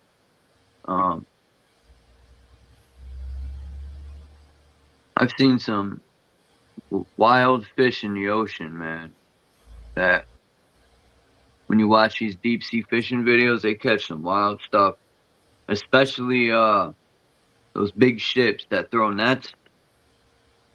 Those are the fucking people that are gonna outfish the ocean. Mm-hmm. I wonder how many times they go out and throw their nets. I mean, fuck. They're getting thousands of pounds of fish every net. So if you throw out 50 nets, that's 50,000 pounds of fucking fish. Yeah. Like sometimes I think it's intelligence, more like ignorance. We're not too intelligent or bright as human beings. Like whoever decided to work for the rulers back then, and go cut down all the trees with fruit and nuts and all the good stuff to survive on, you'd have to be a complete fucking dummy. That's like the idiot who goes and puts up the 5G towers that know they're gonna get cancer in 7 years. Like, we're not too bright as fucking people here. Well, that's why there was so many institutes, right? Insane institutes, because all the people that got it, they just got institutionalized, and they got shock treatment, and so that they could actually show that these people are actually crazy, because they fried their brains. Look, that's why they're institutionalized. We fried their brains. And so you better be happy to have a job. You better go do what we tell you, otherwise you don't have any money. I mean, that's, if I can think of it, that's how it went. It's not that hard. I mean, look at what they're doing now. Everybody has some information or an opinion or knows what's wrong, the so-called whistleblowers, they get prosecuted. Not the people that do wrong, but the whistleblowers, they get prosecuted. Their life is being made impossible to live. But the people that they expose, they're not jailed. They just get promotion. I mean, do you think, that's how it was back in the day too, like 200 years ago, 250 years ago. That's when it started, man. But that's why they had to cut all that down too, because they needed leverage over people. If you want to eat, you'll work and get this money. Back then, when all the stuff was there, people would be like, "Go fuck yourself. We don't need you."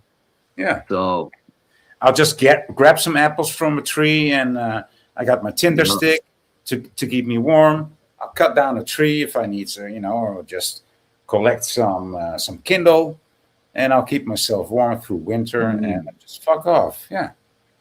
I didn't know there was such paradise. And now that I'm learning this stuff, it fires me up, man. These people are pieces of shit. It's not I've people. always known they were scum, but it's not people. well, whatever they are, they need to go. Yeah.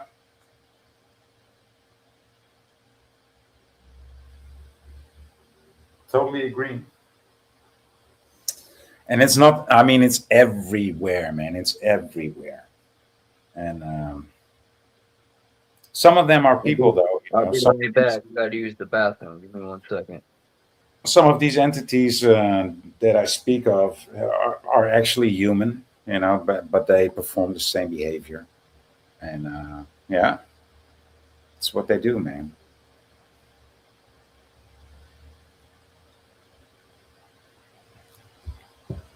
All these judges that let the criminals go and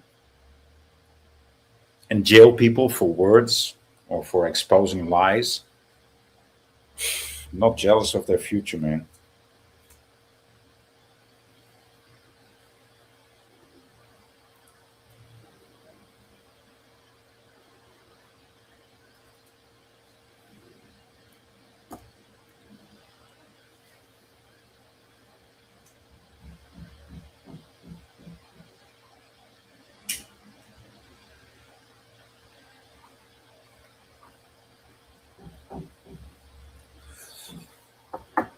What's up with you, Demonic? Oh, sorry, Dormanic. Quite silent all of a sudden.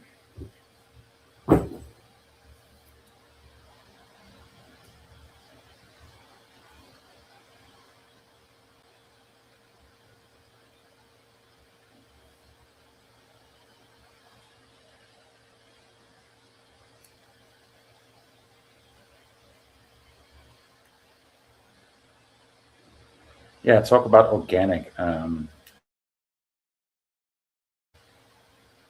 You can only place that sticker of certified organic on your fruits or on the foods that you produce if you're part of the club. If you pay in if you have the subscription to that sticker, right?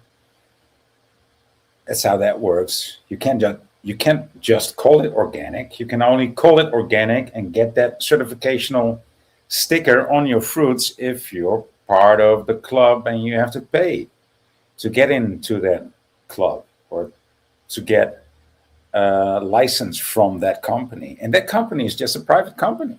You know, it's no vetting. It just takes a subscription.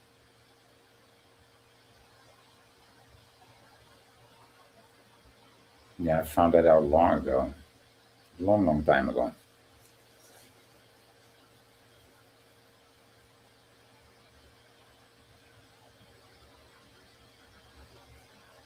But even though you people don't believe that much in Jesus Christ, and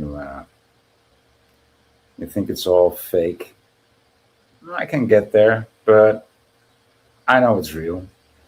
And I think that the real thing got co-opted by the devil himself, right? I think that's what happened. So that I think that the devil or the Antichrist reenacted the whole game, the whole story by himself. And I think he did it like a couple of times before he got it right. So that's what I think. So I think Jesus is real. And the story is actually real. And then it made the devil so jealous that he had to reenact it like a couple of times before he got it right. And that's only then the New Testament was written.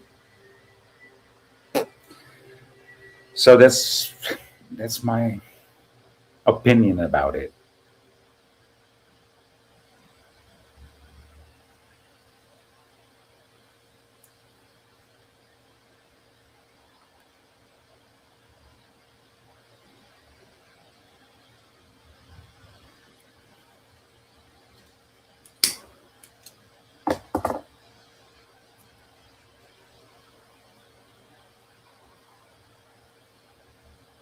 Dominic got so quiet all of a sudden. Hey, Greg, Harry, I mean, I wonder whatever happened to Mind's Eye. You don't come by no more.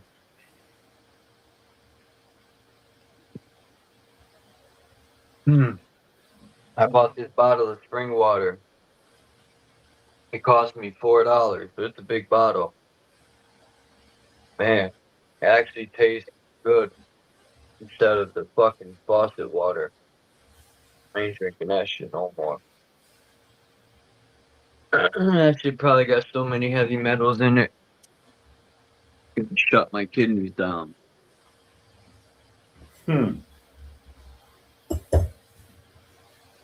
Well, you know, the best water is not spring water, but mountain water, actually.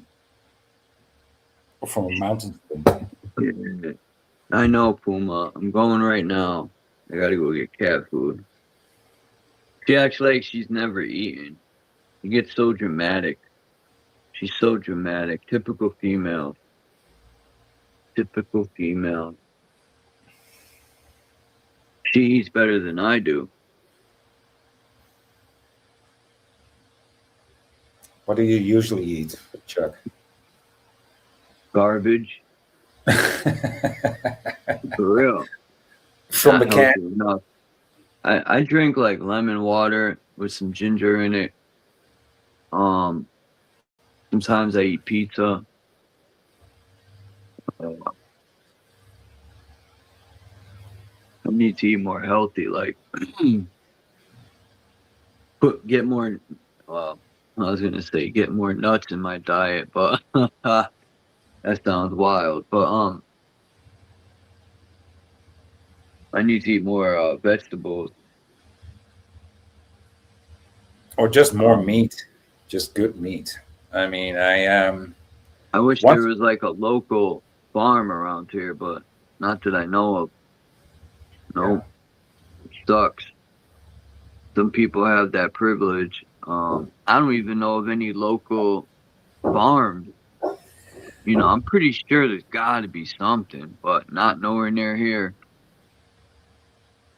Yeah, my African friend back in the day he took me, I took him to this farm in Utrecht, and this farm had a butchery next to it, and it was dirty. There was blood everywhere, like it should be in a butchery. But I mean, the meat was fucking fresh, and it was good, man, and cheap, good, cheap, and fresh. But it wasn't really dirty, but very bloody. Because they chop the meat up, there, in that place. And but he went out with like a couple of kilo of lamb's meat and chicken for like less than $50, dude, and it was like 4 kilos or so, or even more. Doing away with that here too, boy, like local farms, Yeah, pretty much going out of business slowly but surely. In America, people are so comfortable with the supermarket and everything. Yeah, not doing with the supermarkets, and they're just so comfortable being lazy. They don't realize, man, it's damn near too late to do anything. It's gonna be, and I've been saying this for years, people ain't gonna realize it until it's way too late. Until it's right in their face. They're gonna be like, it's already here. I mean, it's already too late. They're putting up these data centers. People think it's for, that it's all for surveillance, man, for the police and the government. The ultimate prison, man, the ultimate fucking prison. And people, they put it up right in our face, and you could see the videos when people went to City Hall. The council was like, fuck you. We don't care. We're getting our kickbacks, and go fuck yourself.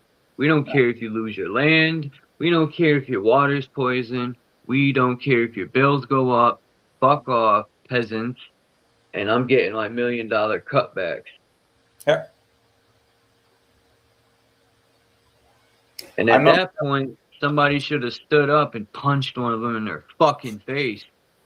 How about why are all these Americans so proud of their Second Amendment and they're not using it? I mean, I don't know how that works. So they blame, like, and they look at Europe and you gave up your guns and we still get our guns, and I'm like, yeah, so but why aren't you using it? Like, I don't know, boy. I asked the same question. I can't do everything on my own. Yeah. And they look at England and say, oh yeah, of course these all these Muslims and all these Arabics come in. Same thing is happening in America in the meanwhile, right? Not even talking about Mexicans or illegal immigrants, but I'm talking especially about the Islam immigration. I mean, the fuck is happening to Texas, man? The fuck is happening to Minnesota? What?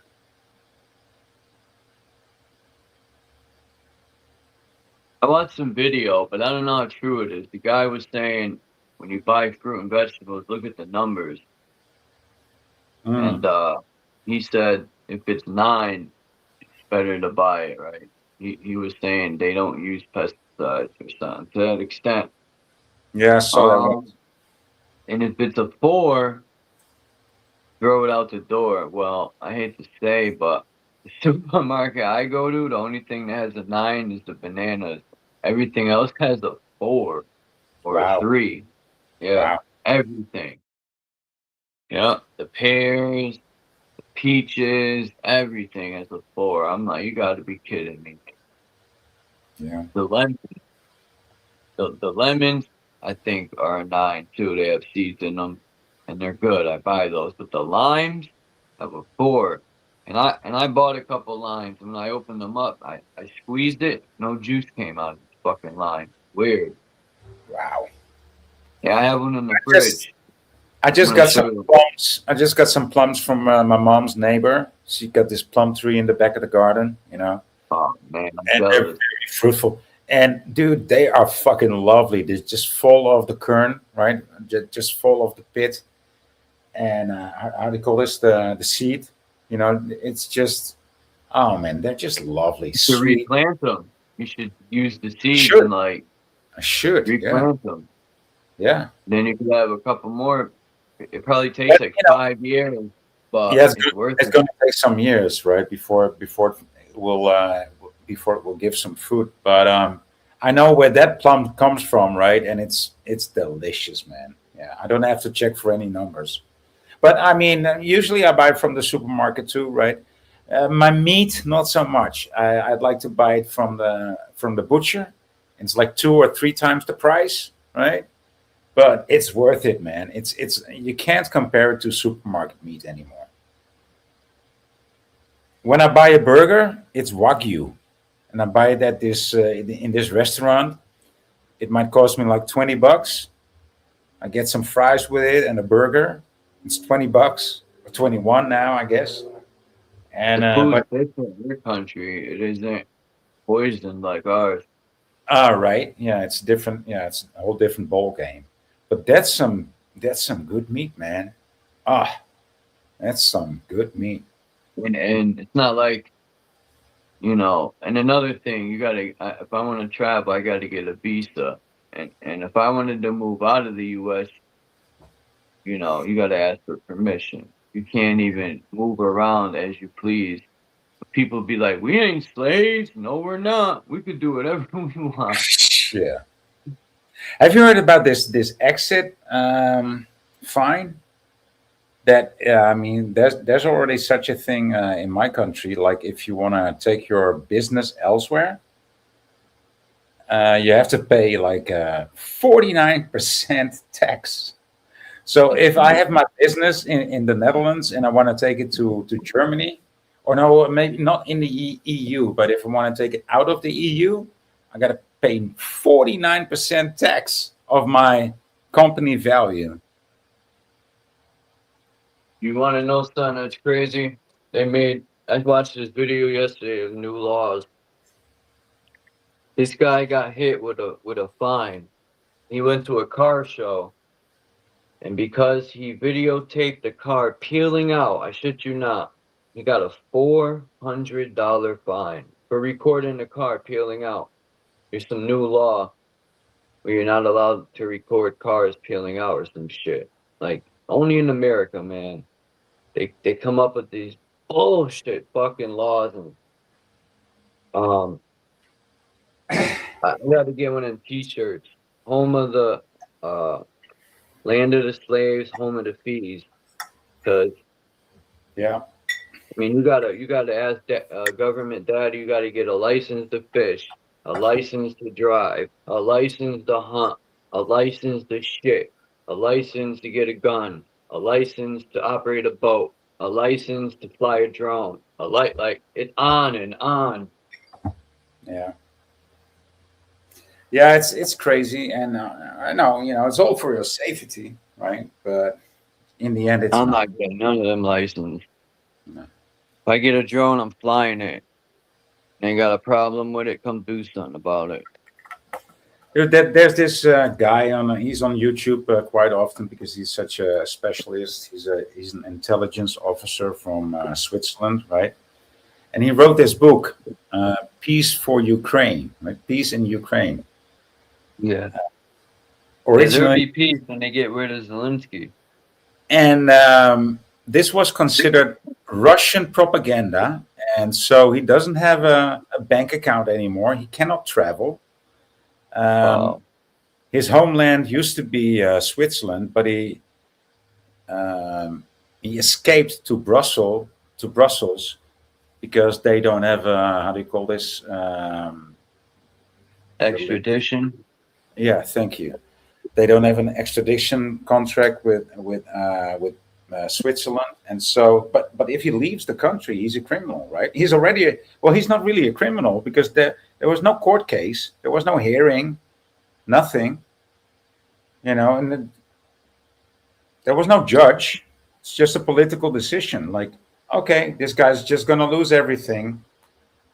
And man, it's so crazy. I mean, if it happens to him, he just wrote a book, man. He just wrote a book. And the European Union considered it Russian propaganda. So now you're banned for life. We cannot even buy Russian vodka anymore, dude. This world's falling apart. It's gonna come to a point where we're gonna have to do something. People just don't get it. I know, man. That's why I don't After get people. 2020, the government's like, "Oh, these pussies ain't gonna do shit," and ever since then, it seems like they're just doing all sorts of shit. Mhm. Yeah, I also feel that they know that their time is short. I know when I say Jesus or the Bible, you won't really believe me. And listen, I'm not a Bible thumper either, but everything it says in the Bible, it's coming to fruition. Well, not to fruition, but I mean it's coming true. The mark of the beast, right? We're almost there. They're fucking preparing for the mark of the beast. So yeah, I mean it's we're here, man. We're in the latter days, and so it might take like 7 years, or I don't know. They say that the last days are 3.5 years and 3.5 years, right? So it's 7 years. I don't know where we are, but I can only hope that it takes place, man, because it's got to happen. It's going to happen. We're in it. They have been writing books about it. They've been predicting it. They've been making movies about it. All these dystopian novels like Animal Farm, 1984. What's his name? As, uh, Osmanov. I mean, there's so many dystopian novels that we live in. Demolition Man, right? Terminator. Almost there, man. Almost there. The one with that lady had 3 tits. What was that one? With Arnold Schwarzenegger. Yeah, Terminator. No. Shit. He pulled the thing out of his nose. Huh? Running Man. No. Damn. Someone in the chat knows.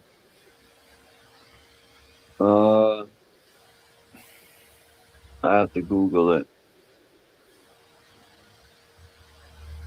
Ex Machina. No, that's a different. That's a different movie. I like Ex Machina too. It's already 14 years old today, I think. So I think it is a movie from 2011, Ex Machina, where this computer program developer wins a prize, and he's Total Recall. Oh, Total Recall. Yeah. I gotta take you out to the store with me, unfortunately.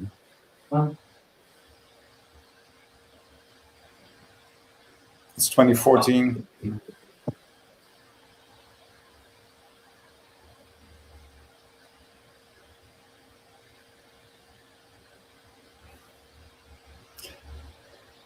Yeah,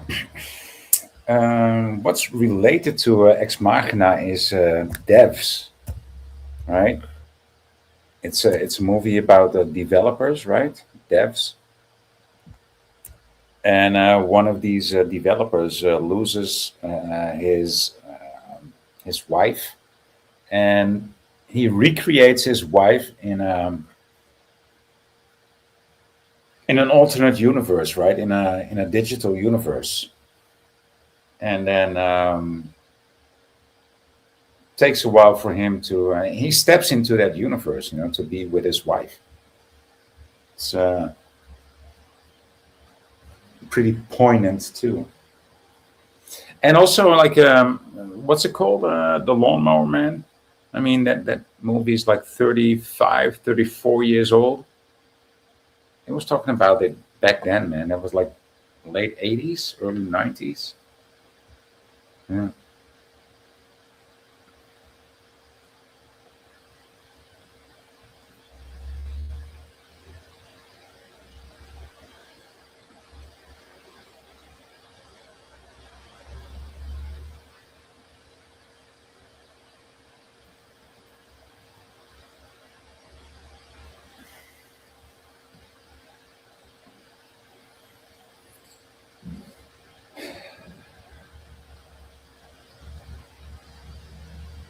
Blunt time? Man, I don't smoke blunts anymore. I still grow weed, though.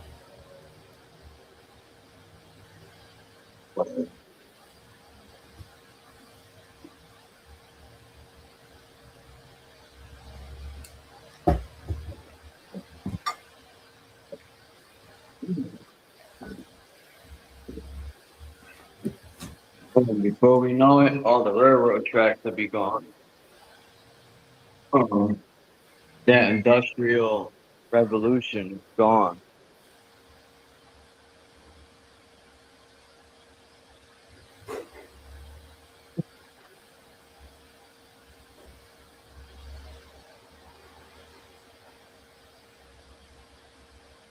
Well, they're gonna spray Roundup on the front lawn.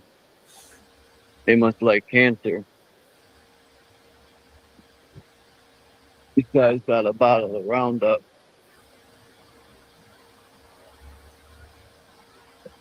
I'm gonna say it's with this guy right here. See what he says.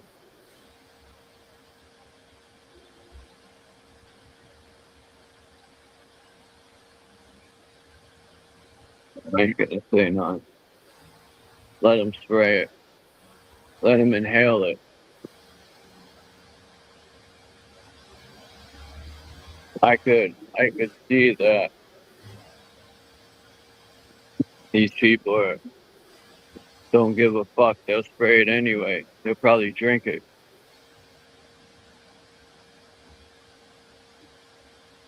What the fuck, man?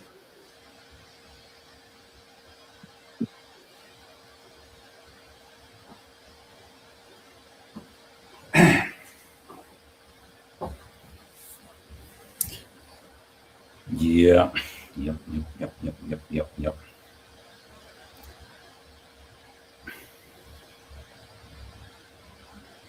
Still no? What? Okay.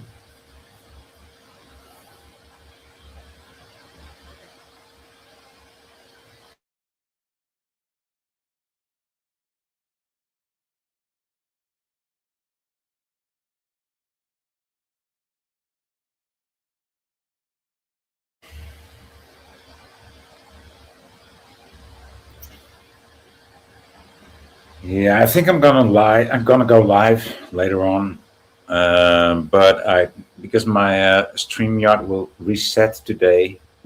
I'm doing the free StreamYard, cheap ass. What, you going live today? Yeah, later on. I've got some videos that I want to show. I haven't been live for 12 days.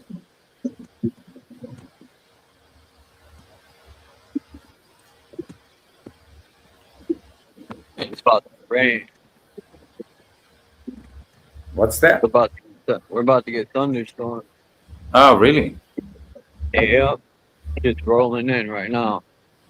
Uh-huh.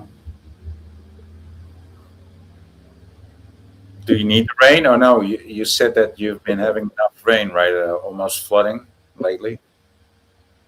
Yeah, it's supposed to rain today, tomorrow, Thursday. We've been getting a lot of rain. One day it rained so bad it was fucking thundering out. It was like someone was dumping water out the sky. Yeah. I should have recorded it. I never seen nothing like it. It wasn't raindrops. It looked like literally someone was dumping water. Yeah. Yeah, it's crazy, man. They need that rain in Canada, right? Yeah, that would put the fires out for sure. Yeah. Right? They can make it rain. Yeah. Why don't they fucking make it rain? Yeah. All they gotta do is feed the clouds. They're like, oh, these are natural fires. Oh, we can't do anything about it. Oh, no, if only we could make it rain. Yeah. I never even thought of that, man. It's a very good point. Yeah. They can make it rain for sure. Have you heard about these people that the normies are talking about a worldwide Nino? Like El Nino, right? That's this weather phenomenon.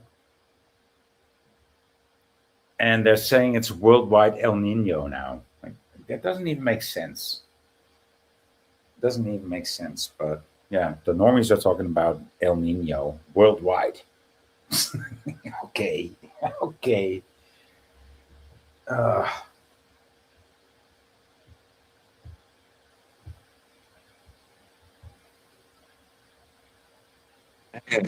It's so loud under the bridge. Some lady's doing a painting on the bridge wall. I wonder how much they paid her to do that. They're painting like it looks like New York City. I don't get it. I was gonna tell her, why you painting New York City skyline? This ain't New York. yeah. Yeah, who knows, man?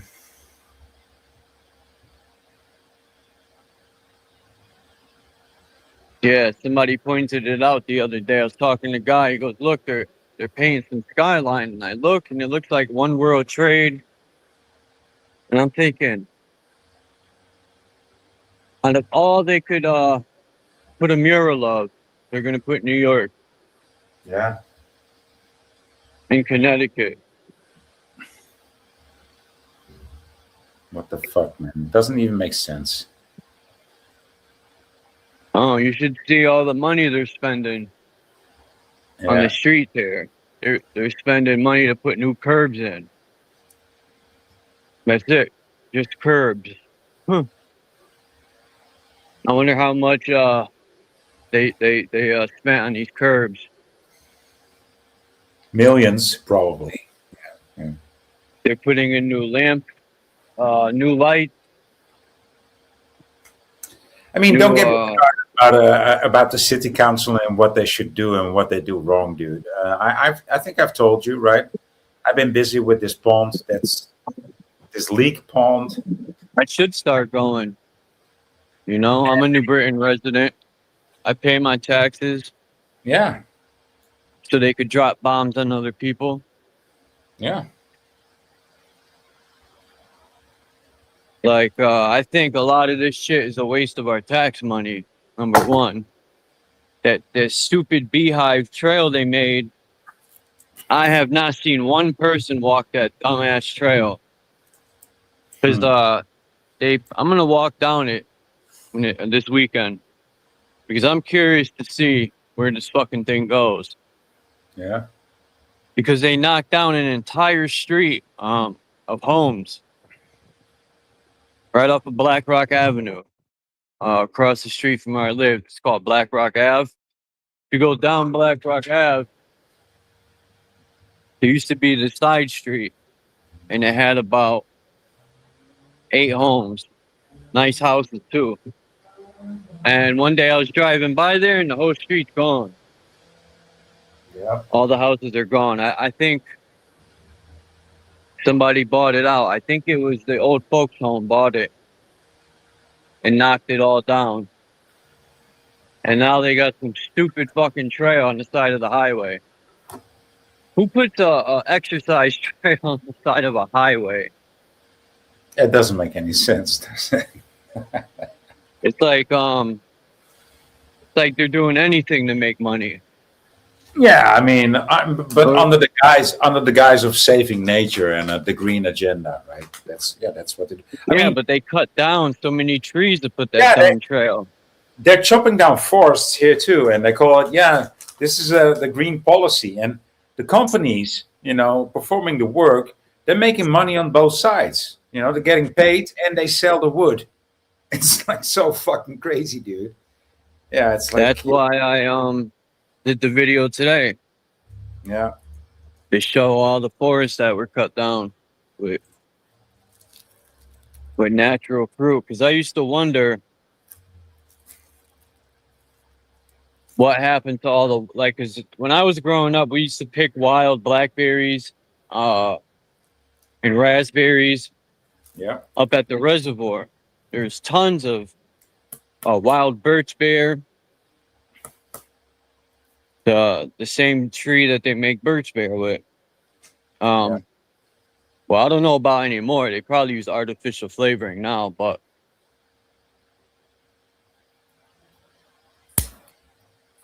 the last time I went to the reservoir, all them wild raspberries are gone. I wonder what happened to them all. Yeah. They're just doing away with all the wild stuff, man. So we got to go fucking beg them for their poison.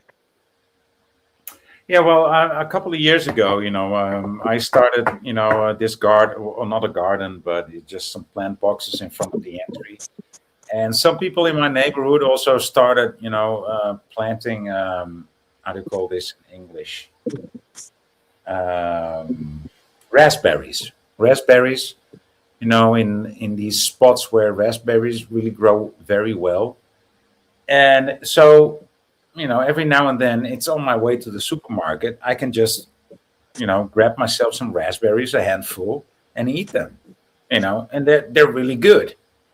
And this man who planted those raspberries, he's got this garden that's like full of insects and bees and everything, because that's his thing. He used to be a teacher, a biology teacher, I guess.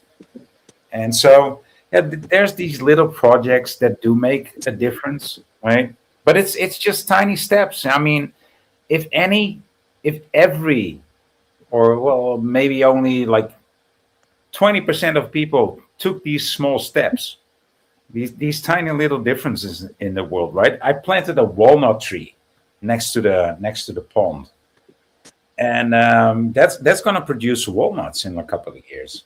So these are the tiny steps that we have to make. Plant some raspberry, plant some blueberry. Yeah.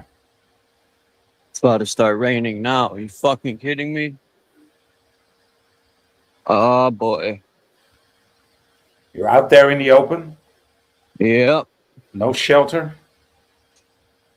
Well, I'm almost at the store, but by the time I get out the store, I'll be fucked. Shit. It's gonna rain chemtrails on you, man. Yeah, that's my luck. Just your luck. Well, I'll just have to wait till it slows down. Shit happens. No worries.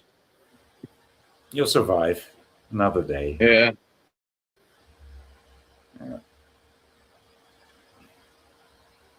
Now, so a couple of years I planted this walnut tree that I got for free, and it's actually growing into well, it's not really a tree yet, but it's grown beyond bush size, and I just hope that I will see a walnut grow from it one day, right?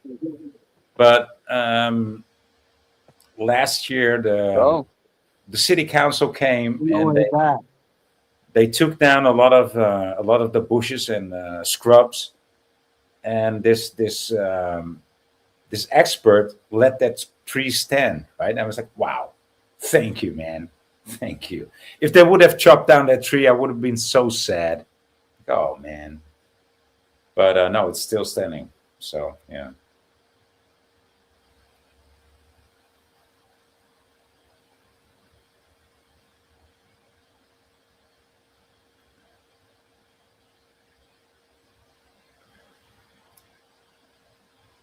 Yeah, we've got blue skies today here, dude. 2-3 days in a row already. I mean, they stopped chemtrailing here. I don't know. I think the royalties on the holiday in my own country, so that's like what, there's no they're not chemtrailing? Nope. Yeah, they need to do some cloud seeding over Canada. Them fires would be put out easy. Yeah, but I bet there's no chemtrailing in Canada now, right? Yeah. Pretty sure about that.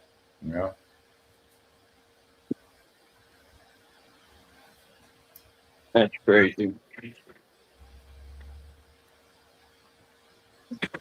And it's muggy as hell out here.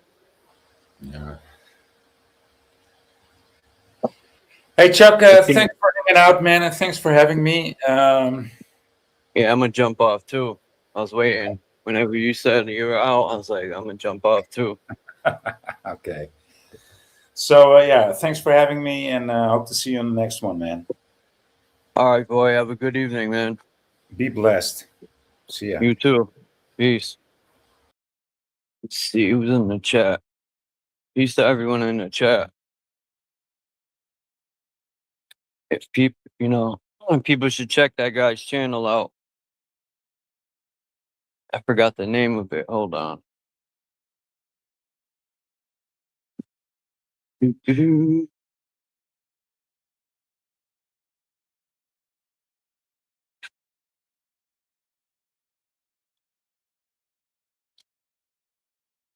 TARTARIA VAULT.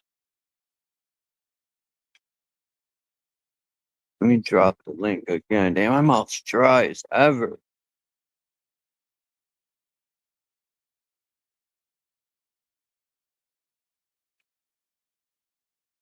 Hopefully he don't get mad I shared his video. Hopefully he's not like bro and fucking get mad that the content was shared. I don't think he would. But I appreciate everyone coming through, man. This is a good live stream. If I don't see you guys later, I'll check you out tomorrow. Have a great afternoon, evening, morning, wherever you at. Peace to the gods. I'm out.